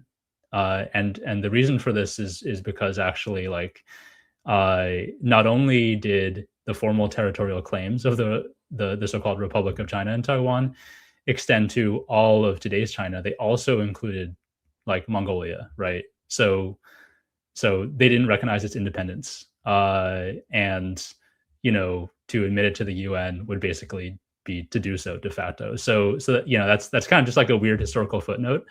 But uh, yeah, I think another like broader point to be made about this is that, like, the entire idea of having these five permanent members at the foundation of the UN was that they were the like militarily, right? Um, they were the most powerful of the Allied powers, in World War II, and uh, you know, this is why, like, China and Russia today, in particular, when they refer to the foundation of the UN, right? They repeatedly emphasize that this is an institution that emerged out of what they, but not the West, right, identify as the World Anti-Fascist War, uh, and repeat over and over that like uh, you know its institutional legacy derives from a correct historical understanding of the defeat of both Nazi Germany and fascist Japan, which is being like systematically rewritten by the Western powers, and in fact, which the West, has done basically from the start of the Cold War as well. But it's interesting because uh, within at least both Russia slash the Soviet Union and China, right, you had major changes in the form of government since then, right, since the foundation of the UN. But you've had continuity in their UN, in their permanent seats on the Security Council. Yeah, there's more I want to get into on some of that, but let's talk because the trade thing. I mean, it's come up in the chat, and I think it's come up in repeated comments, over the past whatever year or so, whenever I even say the word China. And so, I think that this is something that obviously, again, like, we can have a moral disagreement with this. We can think that it's not the accurate, the best way to express anti-imperialist policy. We can think that it's even, a violation of, the Geneva Convention or certain international law accords or something like that. How does China approach trade policy? How does that? One of the things that when we were talking about this back and forth before we were discussing it, is like, it's interesting in some respect because people talk about China with respect to this, but don't necessarily have a lot of context or talk about the rest of the world's trade relations with, the Zionist entity or so-called Israel, right? And so, talk about this. I mean, because obviously it would be great, I think, from an anti-imperialist perspective, if we could get to a level where we saw state sanctioning of trade against Israel as a way of supporting, Palestinian self-determination. But, as people have pointed out, that China's trade with Israel actually increased, right? And this is also in a context where more recently, and I don't know, you could probably speak to this, but there have been some discussions, at least within Chinese policy documents, I think, as they look at like human rights violations that the West is involved in, particularly the US, that they've talked about the US as a backer of genocide vis-a-vis the Palestinians, right? So help us navigate this discussion. Yeah, definitely. I think I think I'd want to start, again, by sort of like grounding the discussion of China's trade policy and sort of like general principles and historical practice, and then like narrowing in on, specific like examples that are really topical to the current moment. Um, so yeah, to give context again, like going all the way back to the founding of the People's Republic, right? Really from the beginning, China, was under a severe U.S. trade blockade, right? That included, what we today call like secondary or third party sanctions as well. And it sought to overcome this, as well as its like really severe shortage of capital goods and all kinds of commodities that it didn't have the capacity to produce internally, by welcoming foreign investment from basically whatever quarter was willing to provide it, right? From socialist and imperialist countries alike. Especially after the Sino-Soviet split and the cutoff of a lot of aid from the Soviet Union. So that was another major impetus, right, for China, all the way back in the Mao period, to seek normalization, right, with imperialist countries in Western Europe, in Japan, eventually with the US itself, was it would open the door to that kind of investment. Obviously, like, then and now under conditions, set by China's own sovereign developmental prerogatives. But, overall, the precedent that was set, right, and which China continues to adhere to, even as it's risen to become this manufacturing superpower, with such a dominating presence in key strategic sectors, is basically an overall principle that China operates under. We could basically say like a primarily commercial logic, right? Where if it has diplomatic relations with a country, it's willing to trade with it, right? And the only the only conditions that typically China will impose in terms of the volume of that trade, the type of goods traded, are pretty narrowly confined to either UN sanctions, right, or questions of bilateral relations and infringements of China's own sovereignty, right? So, like it's only relatively recently, I would say, that China, has had the ability to levy meaningful trade sanctions against other countries unilaterally, even in principle. But in practice, it's only done so, when the other country crosses, China's own red lines concerning its own sovereignty, right? Mainly over Taiwan, or when the other country initiates, trade restrictions, like for example in the U.S. trade war, right? There's some specific examples of this that we can look at, with regards to the trade war in particular. For example, when the U.S. Imposed these blanket export controls on semiconductor manufacturing equipment in late 2024, China struck back with something that's now very much in the news, namely a continuing ban on exports of dual-use rare earth minerals, where it has a really commanding presence, right? But specifically to end users in the U.S. military. And this was kind of like a reciprocal and reactive measure, because the logic of the original U.S. export restrictions was that like semiconductors could be like dual civil military use for China. Likewise, last December, China levied more targeted sanctions against 30 U.S. military contractors that were significantly more sweeping, but they were targeted and they were specifically in retaliation for arms sales to Taiwan, right? So that kind of illustrates, like, I guess the very limited circumstances under which China typically does impose actual trade sanctions. And I guess what I would say, like we could go into kind of general patterns, I would say, regarding how China thinks about trade, specifically with military belligerents, right? I would say that in general, when it comes to even weapons trade, right? But certainly trade in what we would call sort of dual use commodities. Um, China, on the whole, rejects suggestions that that kind of exchange, right, constitutes active military assistance.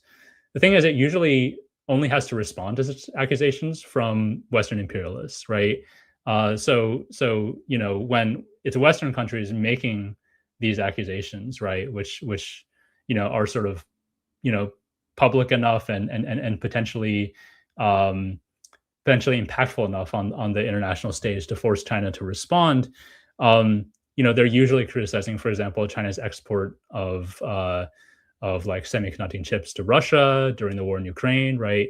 Or more recently, exports of sodium perchlorate, which is like a chemical precursor for solid fuel for ballistic missiles to Iran.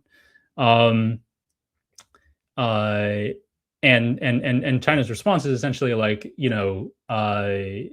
like there's no specific international sanctions against this kind of trade, right? It's a purely commercial relationship. It does not constitute, like active support for one belligerent or the other. Um, and in fact, there's I've brought up a number of like relevant Mao quotes. There's one that's kind of interesting from all the way back in 1939 as well that I think like speaks to this kind of logic. And it occurred in a very interesting context because it was 2 years into Japan's full-scale invasion of China, right? And what Mao was responding to was criticisms of the Soviet Union for continuing to trade with Japan, and in fact for like, being about to conclude a non-aggression pact with Japan, which would last almost until the end of World War II. What he said was, quote, during the present Sino-Japanese war, the Soviet Union is trading with Japan, but nobody in the world is saying that the Soviet Union is helping Japan in its aggression against China. On the contrary, people say that it's helping China to resist this aggression because it actually is helping China. At present, both sides in the World War have trading relations with the Soviet Union, but this cannot be regarded as assistance to either, still less as taking part in the war. And I'm stating this not to say that like, this is like a position that's unimpeachable or beyond critique, right? But to say that, again, like this is just like a long-standing stance that China has taken. And again, even though it really only like has to reply at an official level to this criticism when it comes from the West, like from within the Palestine solidarity movement as well, it is a critique that applies, for example, to exports of dual use equipment like Hikvision surveillance cameras, right, or DJI drones, which we know are used by Zionist occupation forces, right? Typically not purchased directly, from Chinese commercial suppliers, but through intermediaries, right? And I don't know of any instance where journalists, for example, at like Chinese Foreign Ministry press conferences have specifically put that question to official representatives, but I think the answer would probably be the same, right? And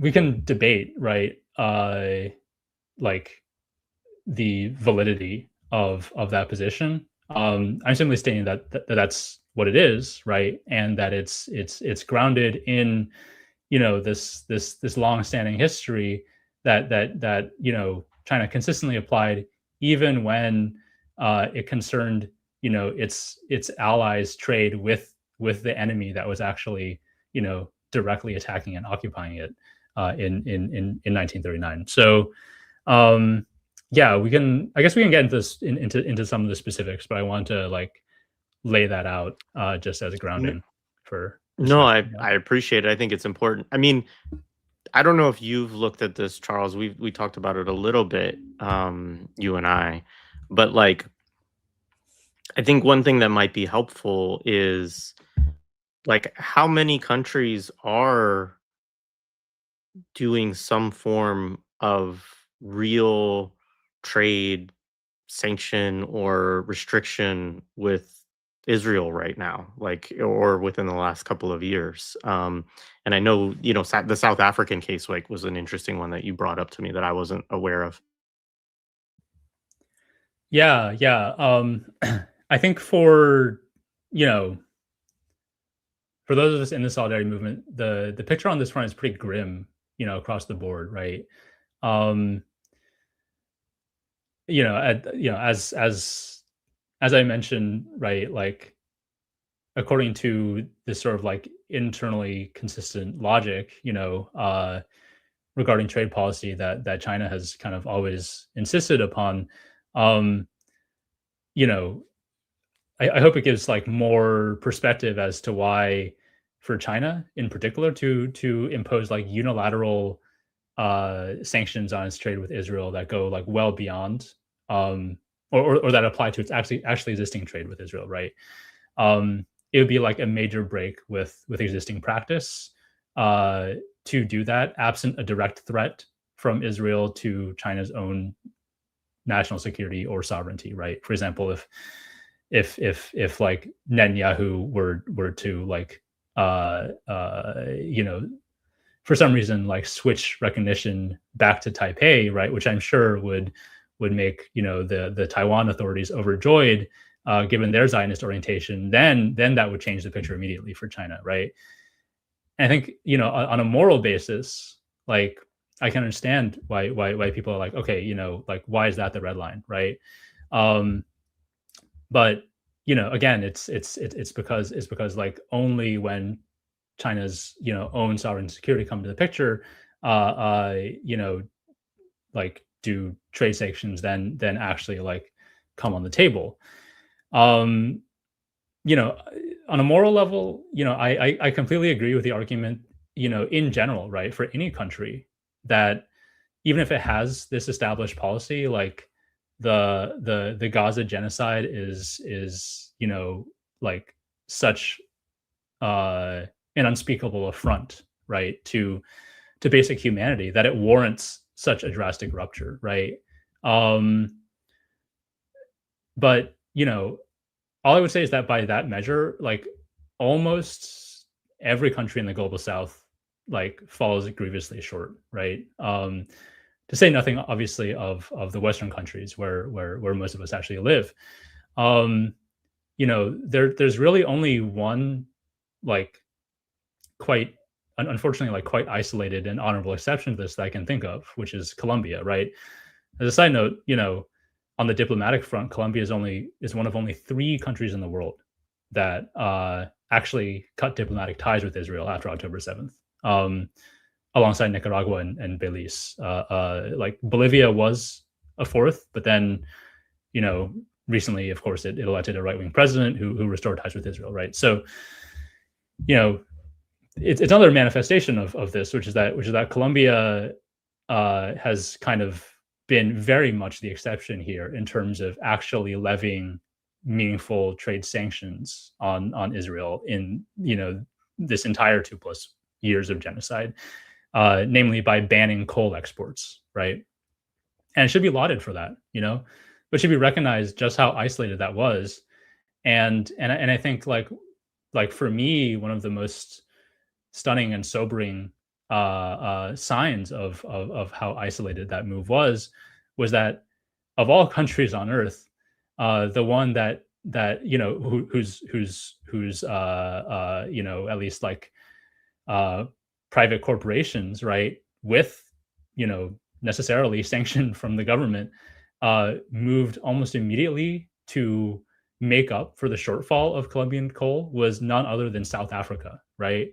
South Africa, the country that like again, I think should very much be lauded for initiating and continuing to lead this case against Israel at the ICJ for the crime of genocide, but which increased its coal exports by 87% between 2024 and 2025, to the point that it's now supplying 55% of all of Israel's seaborne coal imports, right? Which together account for about a quarter of its electricity generation. That's huge, and on one level, I think I think it'd be perfectly valid in that case as well, right? To say that there's like barefaced hypocrisy going on, but um, what's notable, right? And what I think we need to bear in mind is that when the question was put to South Africa's trade minister, right, uh, as to like how is this at all consistent with the diplomatic posture of the government vis-a-vis Israeli genocide, he was basically like, well, if we sanctioned this trade, right, if as a matter of policy, that would risk legal challenge at the World Trade Organization. You know, um, this may or may not be true, right? And I think that like, certainly there are a lot of activists in South Africa who are basically saying like, look, I mean, Colombia did it anyway, right? Like, so can we. And I would wholeheartedly support them in doing so. But it is an illustration, I think, of the very different norms and constraints that exist when it comes to unilateral trade sanctions as a tool, right? Uh, for global South versus global North countries. And what I mean by this is that those of us who live in the global North, I think, have a structural limitation in our perspective, which comes ironically from the fact that our own governments impose unilateral and extra legal trade sanctions all the fucking time, right? They do so with impunity. They do so gratuitously. They do so, particularly in the US, on dozens and dozens of countries that actually pose no conceivable threat to US national security, so to speak, right? And that's so normalized, I think, that for us, it's kind of just automatic to jump to that tool as something that could be used in a counter-hegemonic and anti-imperialist way. And we forget how novel and how alien it is for most global South states to do the same, right? Like not under the banner of the UN, but just unilaterally, and outside of international legal conventions as well, right? Or appealing with mixed chances of success to a higher principle, right? Like the Genocide Convention. Of course, I know that there are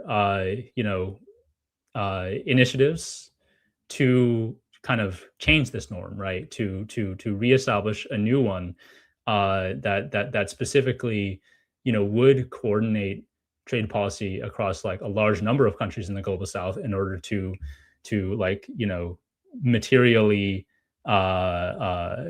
constrain the genocidal Israeli war machine, even in the absence of any kind of action from the West, right? Like the Hague Group in particular, and I think these initiatives should be supported, right? It's a good sign, for example, that China is one of the countries participating in the Hague Group process, even if it is not a signatory yet to the final declaration that came out of it. But ultimately, most of the countries that are most invested in that process, right, are or at least half, I think, of those countries are in Latin America, right? As a function of the relative success until recently of the pink tide, but now they're very much in the direct crosshairs of imperialism, right? Their gains have already been rolled back in Honduras, in Bolivia, in Chile.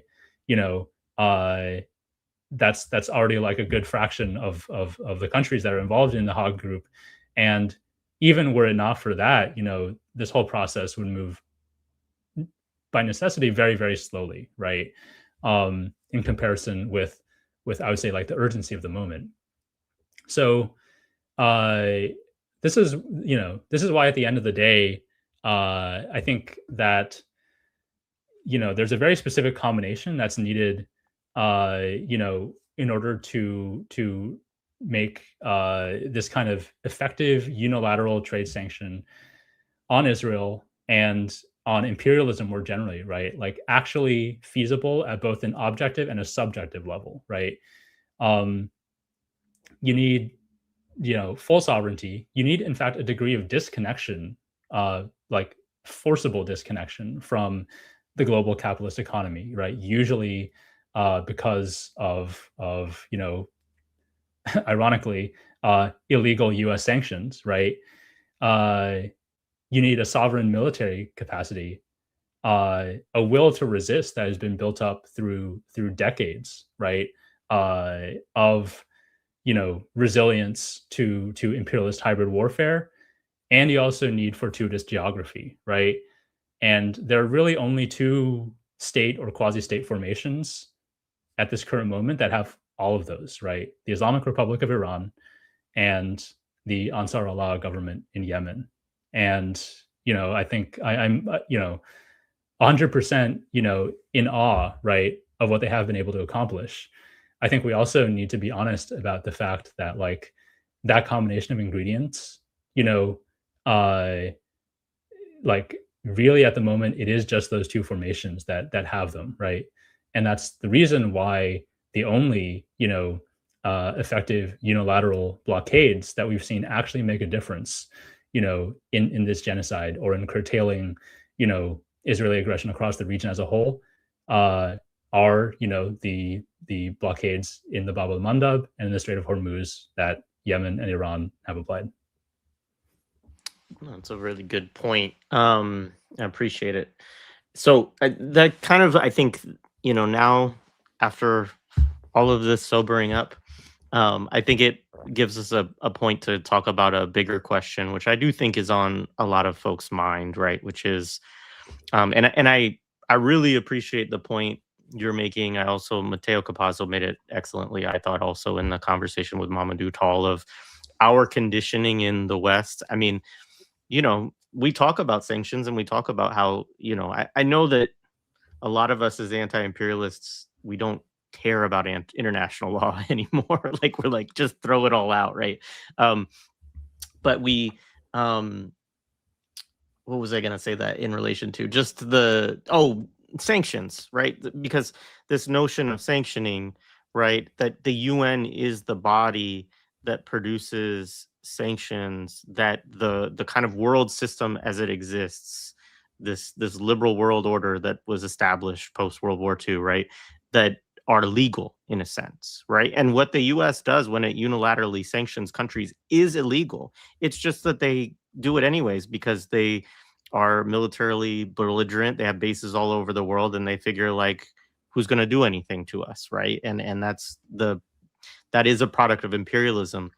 And I think that it's important for people to understand that for states who have been subjected to imperialism for, large parts of their history, countries in the global South, that doing something that you could face significant consequences for, is a little bit heavier burden than we would like to think. I mean, we would love for it not to be, but it's a big consideration for their societies, right?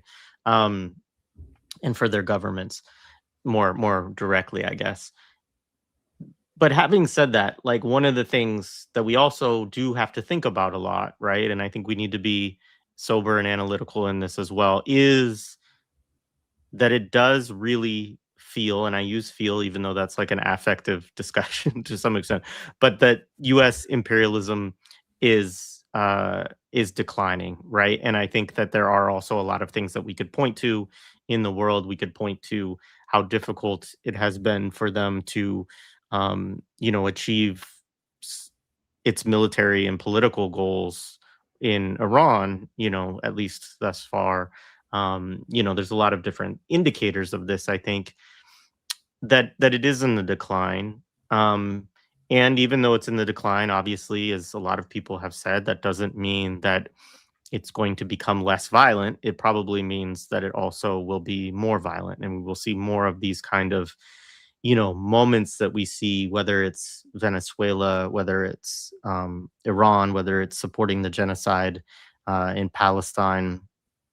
We could go on and on and on down the list. But so that's kind of the picture, I think. I mean, in broad strokes of what a lot of us are trying to analyze and think about. And I think one thing that can happen is we look to China, right? And we say China is this rising, economically successful country. It has a history of, being led by a communist party, a history of pursuing its own path towards socialism, whether people agree or disagree with all of the steps and strategies and tactics it's used on that. It has that history, right? Um, and I think there can be this piece that Matteo talked about, which is like looking to China as the savior of the world in this, picture, right? If the US is the falling, evil in the world, then China is the savior. Um, but I think that that is not, there's certain ways that that's unrealistic analytically. It's also a real question of what does that even look like, right? And I think that's something that maybe I wanted to just give you a chance. I know this is more of a speculative question, but to think about as China's role does rise, and if the US role continues to decline, and that decline also includes more belligerence, more, disruption, how does China navigate that and respond? And in relation to what partners? I mean, I don't know. I mean, so I'm just kind of curious about how to think about this question of multipolarity or a shift in polarity in the world. Yeah, that's a fantastic question, and I think to return to the point that Matteo also raised about saviorism, right? That's a mentality that I think is really easy to fall into, particularly in the state of disarray, disorganization, demoralization, right? That we on the anti-imperialist left here in the core, can so often for very understandable objective reasons fall into, right? Um, but if we ask ourselves, like, what is the foundation, for example, for Iran's incredible resilience, its ability not just to resist, these potentially existential blows, right, to its resistance economy, its entire sovereign political system. Um, at root, it is in fact the concrete exercise of sovereignty, right? And the refusal consistently throughout the history of the Islamic Republic from 1979 to rely, whether for its own internal economic development, for its own security, its own defense, right? Its presence on the world stage, on any external actor, right? Its commitment, which was forged, through these initially through these brutal 8 years of war, imposed war by Iraq, and then an economic war, right, by the global hegemon that has persisted since then. Its ability through all of that, to not just to maintain, but actually to strengthen, the subjective and objective foundations of sovereignty, right? And by that token, there's like there are people who have asked, why isn't China, for example, doing more to assist Iran, in a way that's very public and visible, in the current war, right?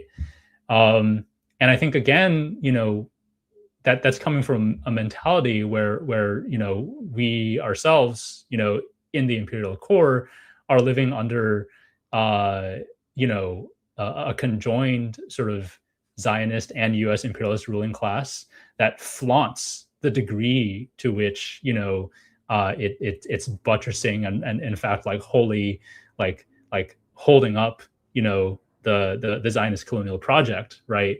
Economically, militarily in every dimension. It's in your face about it, right?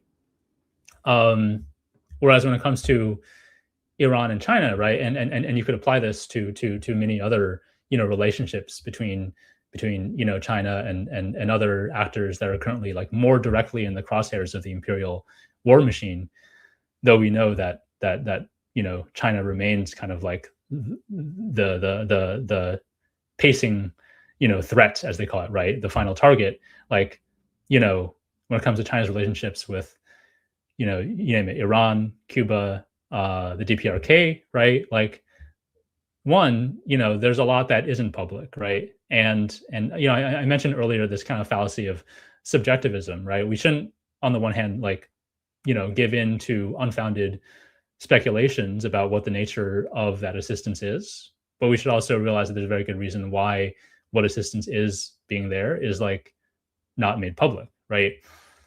And the other thing is that, like, the reason all of these sovereign projects have held out in the face of decades and decades of hybrid war directed against them by the empire is because there's a strong foundation of sovereignty and self-determination, right? And a refusal, of the very notion that they can subcontract out their defense to China or any other major power, right? That's one thing. And then, another is to put the question directly in terms of, like, China's expressed foreign policy, right? Like what it does say and do in public. Like, I think I've shown over the course of this discussion, hopefully, that foreign policy is not like vibes based, right? It's not ad hoc. It's not based on shifting whims of the leadership. It is, based on a consistent application of like clearly stated principles, right? But if you look at the content of those principles, right? If you look at how these ideas of like mutual non-interference, right, and so on are instantiated in practice, it's perfectly natural, I think, to still be left with this gnawing feeling that they themselves are based on kind of an unattainable ideal, right? Namely that they posit a world where, like, there's real sovereign equality between all countries on Earth, and we know that that's not the true, right? That's not the case. That the world system, since its instantiation, has been inherently unequal. Divided into like a core and a periphery, right? Into exploited and exploiter nations. And that is an understanding that used to be like far more apparent, certainly at the level of rhetoric, right, in China's own foreign policy pronouncements. So it's understandable why people are like, okay, in this day and age, especially with imperialism that's as unrestrained, right, in its aggression as it is now, like, is this sufficient, right?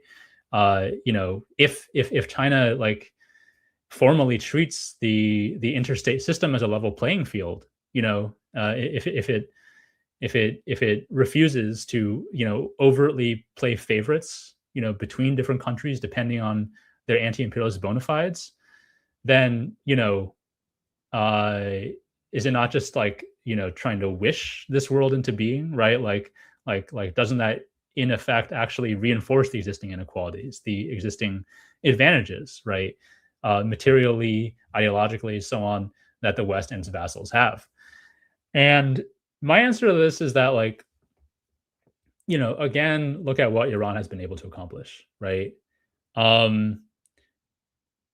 Like, what it has been able to do is take full advantage of the fact that it is in many ways at an asymmetrical disadvantage to its enemies, and then turn that asymmetry in very carefully considered ways to its advantage, right? In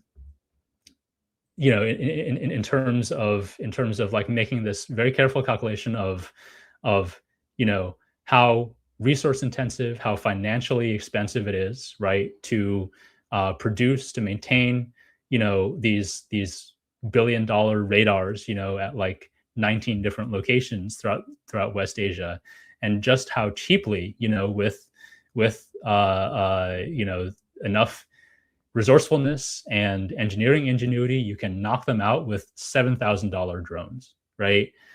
And so I think what that means is in terms of leveling the playing field and eventually tilting it to the advantage of counter-hegemonic and anti-imperialist forces, what really is needed, right, is not China or any other major power necessarily like putting its finger on the scales overtly.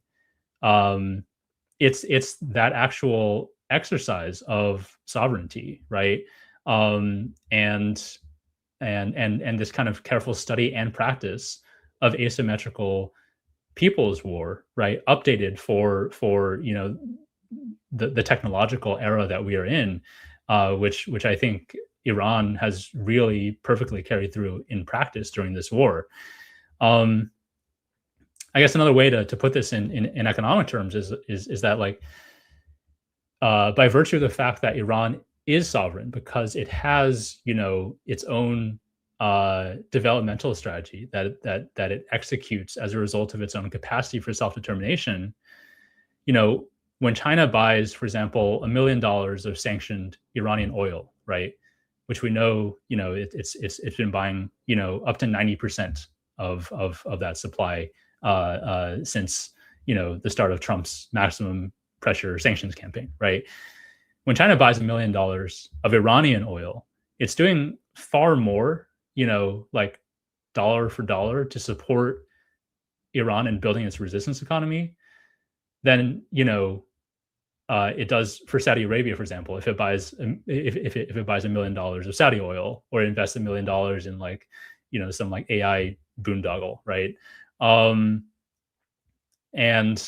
like, again, by the same token, in terms of direct military or like dual use military exports, right?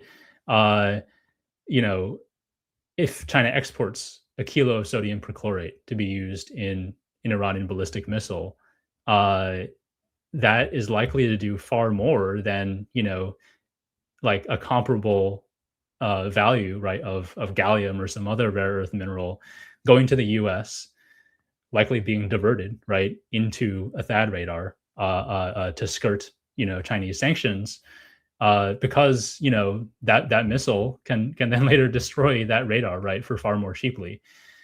And so, I think what this war should teach us to do is to understand, asymmetrical disadvantages from a different perspective as advantages, right?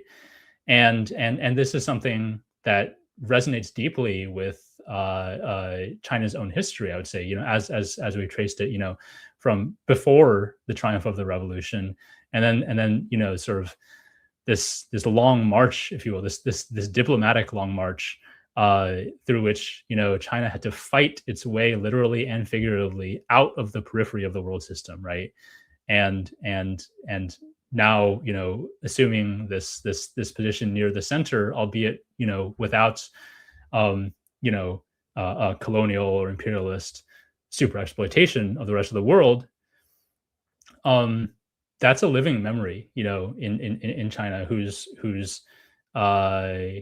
affective hold, I would say, in the population is only increasing, especially as people witness, these astounding acts of like, people's war, not just in theory but in practice, waged, against the U.S. empire, particularly in West Asia, but throughout the world, right?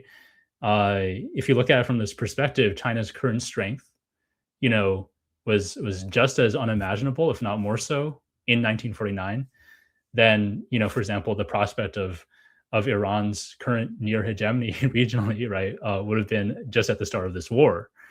Without looking at the long delay of the historical process that has led from point A to point B in both cases, both can seem like all but miraculous, right? But I think at the end of the day, what we have to remember is that each such miracle opens the door to the next one, right? And they build one upon the other, right? To paraphrase Che, like with the creation of one China or one Iran, that opens the door to creating 2, 3 mini Chinas or Irans, right? And it is through that process that, and our own active intervention against it in organized and militant fashion here, in the imperial core itself, that I think we can maintain a growing faith, right, a growing hope that these 5 centuries of colonialism and imperialism can be put to an end. Yeah, no, appreciate that. I mean, one thing to go back to for a second, because I know you touched on it, but I think it's an important thing to just highlight, right? Because if we think about the ways that, you know, I liked what, and I keep referencing this conversation, it's on my mind, but I liked what Matteo said when he said, I don't in this moment refer to China as an anti-imperialist force. I refer to it as an anti-hegemonic force, is I think what he said, right? Something along those lines, or I might be misquoting exactly what, but it was some version of this. And I think, one of the ways that might be most useful to think about this, right, is through like US sanctions, right? Is that most countries in the world follow US sanctions. They just like automatically do it because a lot of times there are sort of secondary and tertiary effects, right? Of like, okay, if I go spend money in Iran, like I can be sanctioned, right? And likewise on a country scale, obviously that has a much bigger consideration. And so what is China's, I know China does trade with countries that are sanctioned by the US, obviously. How how have they navigated that, right? Because the US then still trades with China. Does the US then sanction China? I mean, like I'm curious, one, what their sort of trade resistance looks like in that way to US sanctioning, what the consequences of that are for them. But also, I think that's an area, and I know we've talked about in other conversations, don't necessarily need to go into it deeply here, but obviously it's becoming a more and more significant thing because of the fact that Russia's under significant sanctions, Iran's under significant sanctions, China is, right? And so this is also having a kind of counter hegemonic, role, or the sort of shadow of sanctions, right? Where because when the U.S. starts sanctioning everybody, they say, oh, okay, well, we'll just trade with each other to some extent. So, how would you characterize that within China from a policy perspective, the consequences of China for it, and yeah, I mean, we kind of I think have some sense of the possibilities, but anything you would want to say about it? Yeah, definitely. I think this overall phenomenon actually is a good illustration of how, like, simply by sticking, like following through in practice on its, occasionally for many, like, anti-imperialists, like frustratingly like dry and like pro forma and apparently like not very revolutionary, like, rhetorical statements, right, about the sanctity of international law, about the legitimacy of unrestricted trade, right, with anybody and everybody, basically.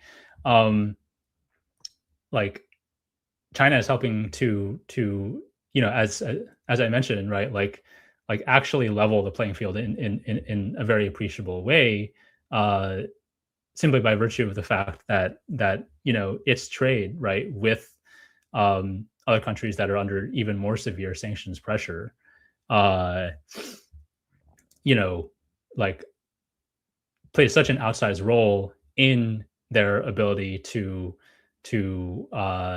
acquire foreign exchange, right, and through direct trade as well, um uh remain plugged into supply chains, right, uh for you know really this whole range of manufactured products that they may not have the capacity, right, to produce themselves.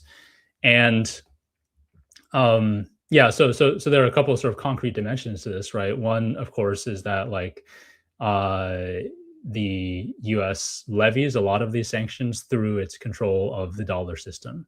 And this is where this incipient and still very incomplete process of de-dollarization, right?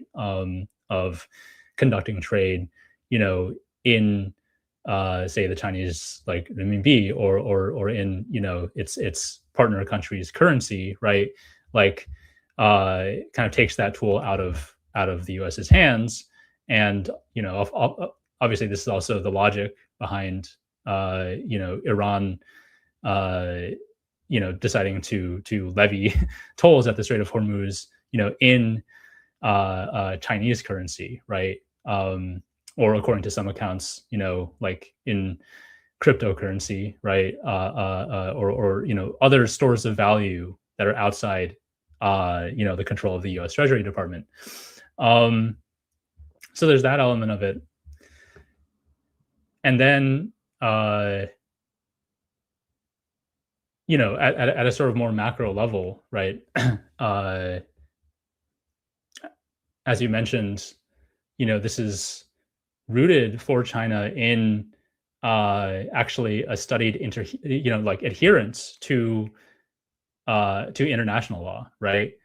And in particular, a commitment across the board to the principle that unilateral trade sanctions, right, are illegal, and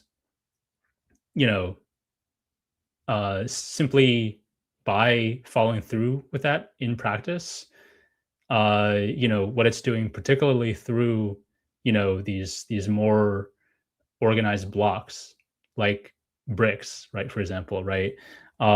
Like the sort of the Belt and Road Initiative as a whole is concretely to bring into being, a world order that is much closer to this articulated vision of, genuine sovereign equality than what we have today, right? And yeah, this gets at the heart, I think, also of the point you mentioned, Matteo raising, right, about how China in concrete practice and also in its rhetoric, it doesn't talk so much about anti-imperialism anymore, right? What it targets, right, is hegemony or hegemonism on the part of the U.S. And this is ultimately rooted in this like really deep-seated, I would say, acceptance of a plurality, right, of economic and political systems across the countries of the global south and the world in general, right? A kind of agnosticism about the exact nature of the political system of whatever country China is engaging in diplomatic or people to people or economic exchange with. The real underlying bedrock principle is the right of all countries to pursue sovereign development.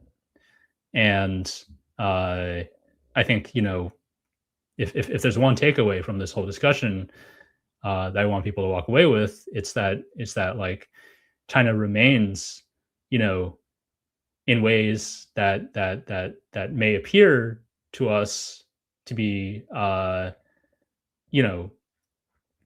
frustratingly like limited by their own kind of equanimity, right? But in ways that are actually like quite genuine and profound. It remains committed to actualizing those principles, not just in its own bilateral relations, but by virtue of its weight now on the world stage, actually helping to create that order, among other countries in the world as well. Appreciate it very much. I think we can probably wind down there. I do want to, one, if you have anything else that you want to plug, feel free. But I also want to just plug one thing here myself. So just give a shout out to the folks who have been. I don't know if you have stayed on for the full 2.5 hours, but shout out to the folks at Midnight Books in LA who I know had a watch party, and the Nasrallah book behind me right there comes from their press. And I think, I don't know, I have a Layla Khaled one around here somewhere. And oh, yeah. Yeah. Yeah, you huge can shout get out thorn in the to carnation. Yeah, huge shout big out to shout out to Gabe and them. the rest of the team at Midnight Books. Yeah, Yeah, it's such a invaluable resource to the community, to have that as a physical brick and mortar, space for this kind of, uncompromising, anti-imperialist community building here in LA. And yeah, again, to paraphrase Che, I hope for 2, 3 mini midnight books, all across where people are based. right on. Oh, and they got George Abdullah's writings here too. So check out their website. They're a press as well as a physical space in LA, and I will put the link to that in the chat for folks who want to check it out. But they print a lot of stuff that, frankly, to go back to that conversation that I had yesterday with Gabriel Rockhill, one would be the kind of theory that the uh, imperial theory industry doesn't want you to read, and which means probably a lot of stuff that you should be reading. And yeah, so anyways, shout out to them. Appreciate their work. Anything else that you want to say as we wind down this? It's not going to be the last time that I have you on, Charles, I promise. But but yeah, no, I really do appreciate you giving a lot of history, a lot of context, and sober analysis of all of this today, and helping us to also understand, what animates a lot of these decisions. Yeah, appreciate it. I think that's about it on my end. Yeah.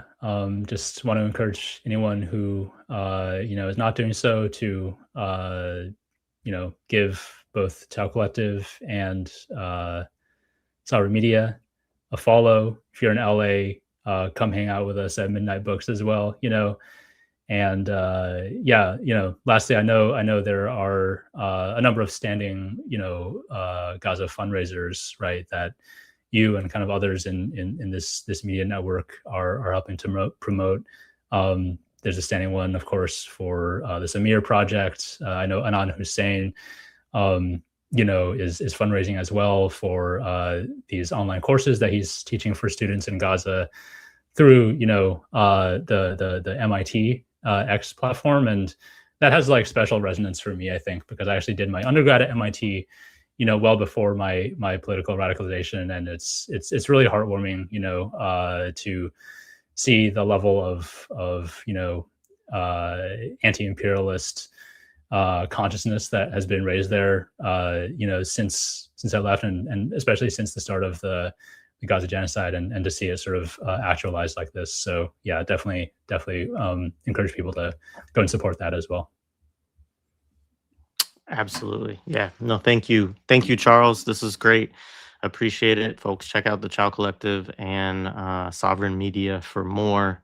And yeah, I think we're going to have something on Friday. I have to schedule it with the Palestinian youth movement folks in Italy. So I have to confirm details on that. But otherwise, this might be relatively it for this week. I might put up a audio podcast or something as well. So anyways, thank you, folks. Thank you, Charles. And we'll see you soon. Peace.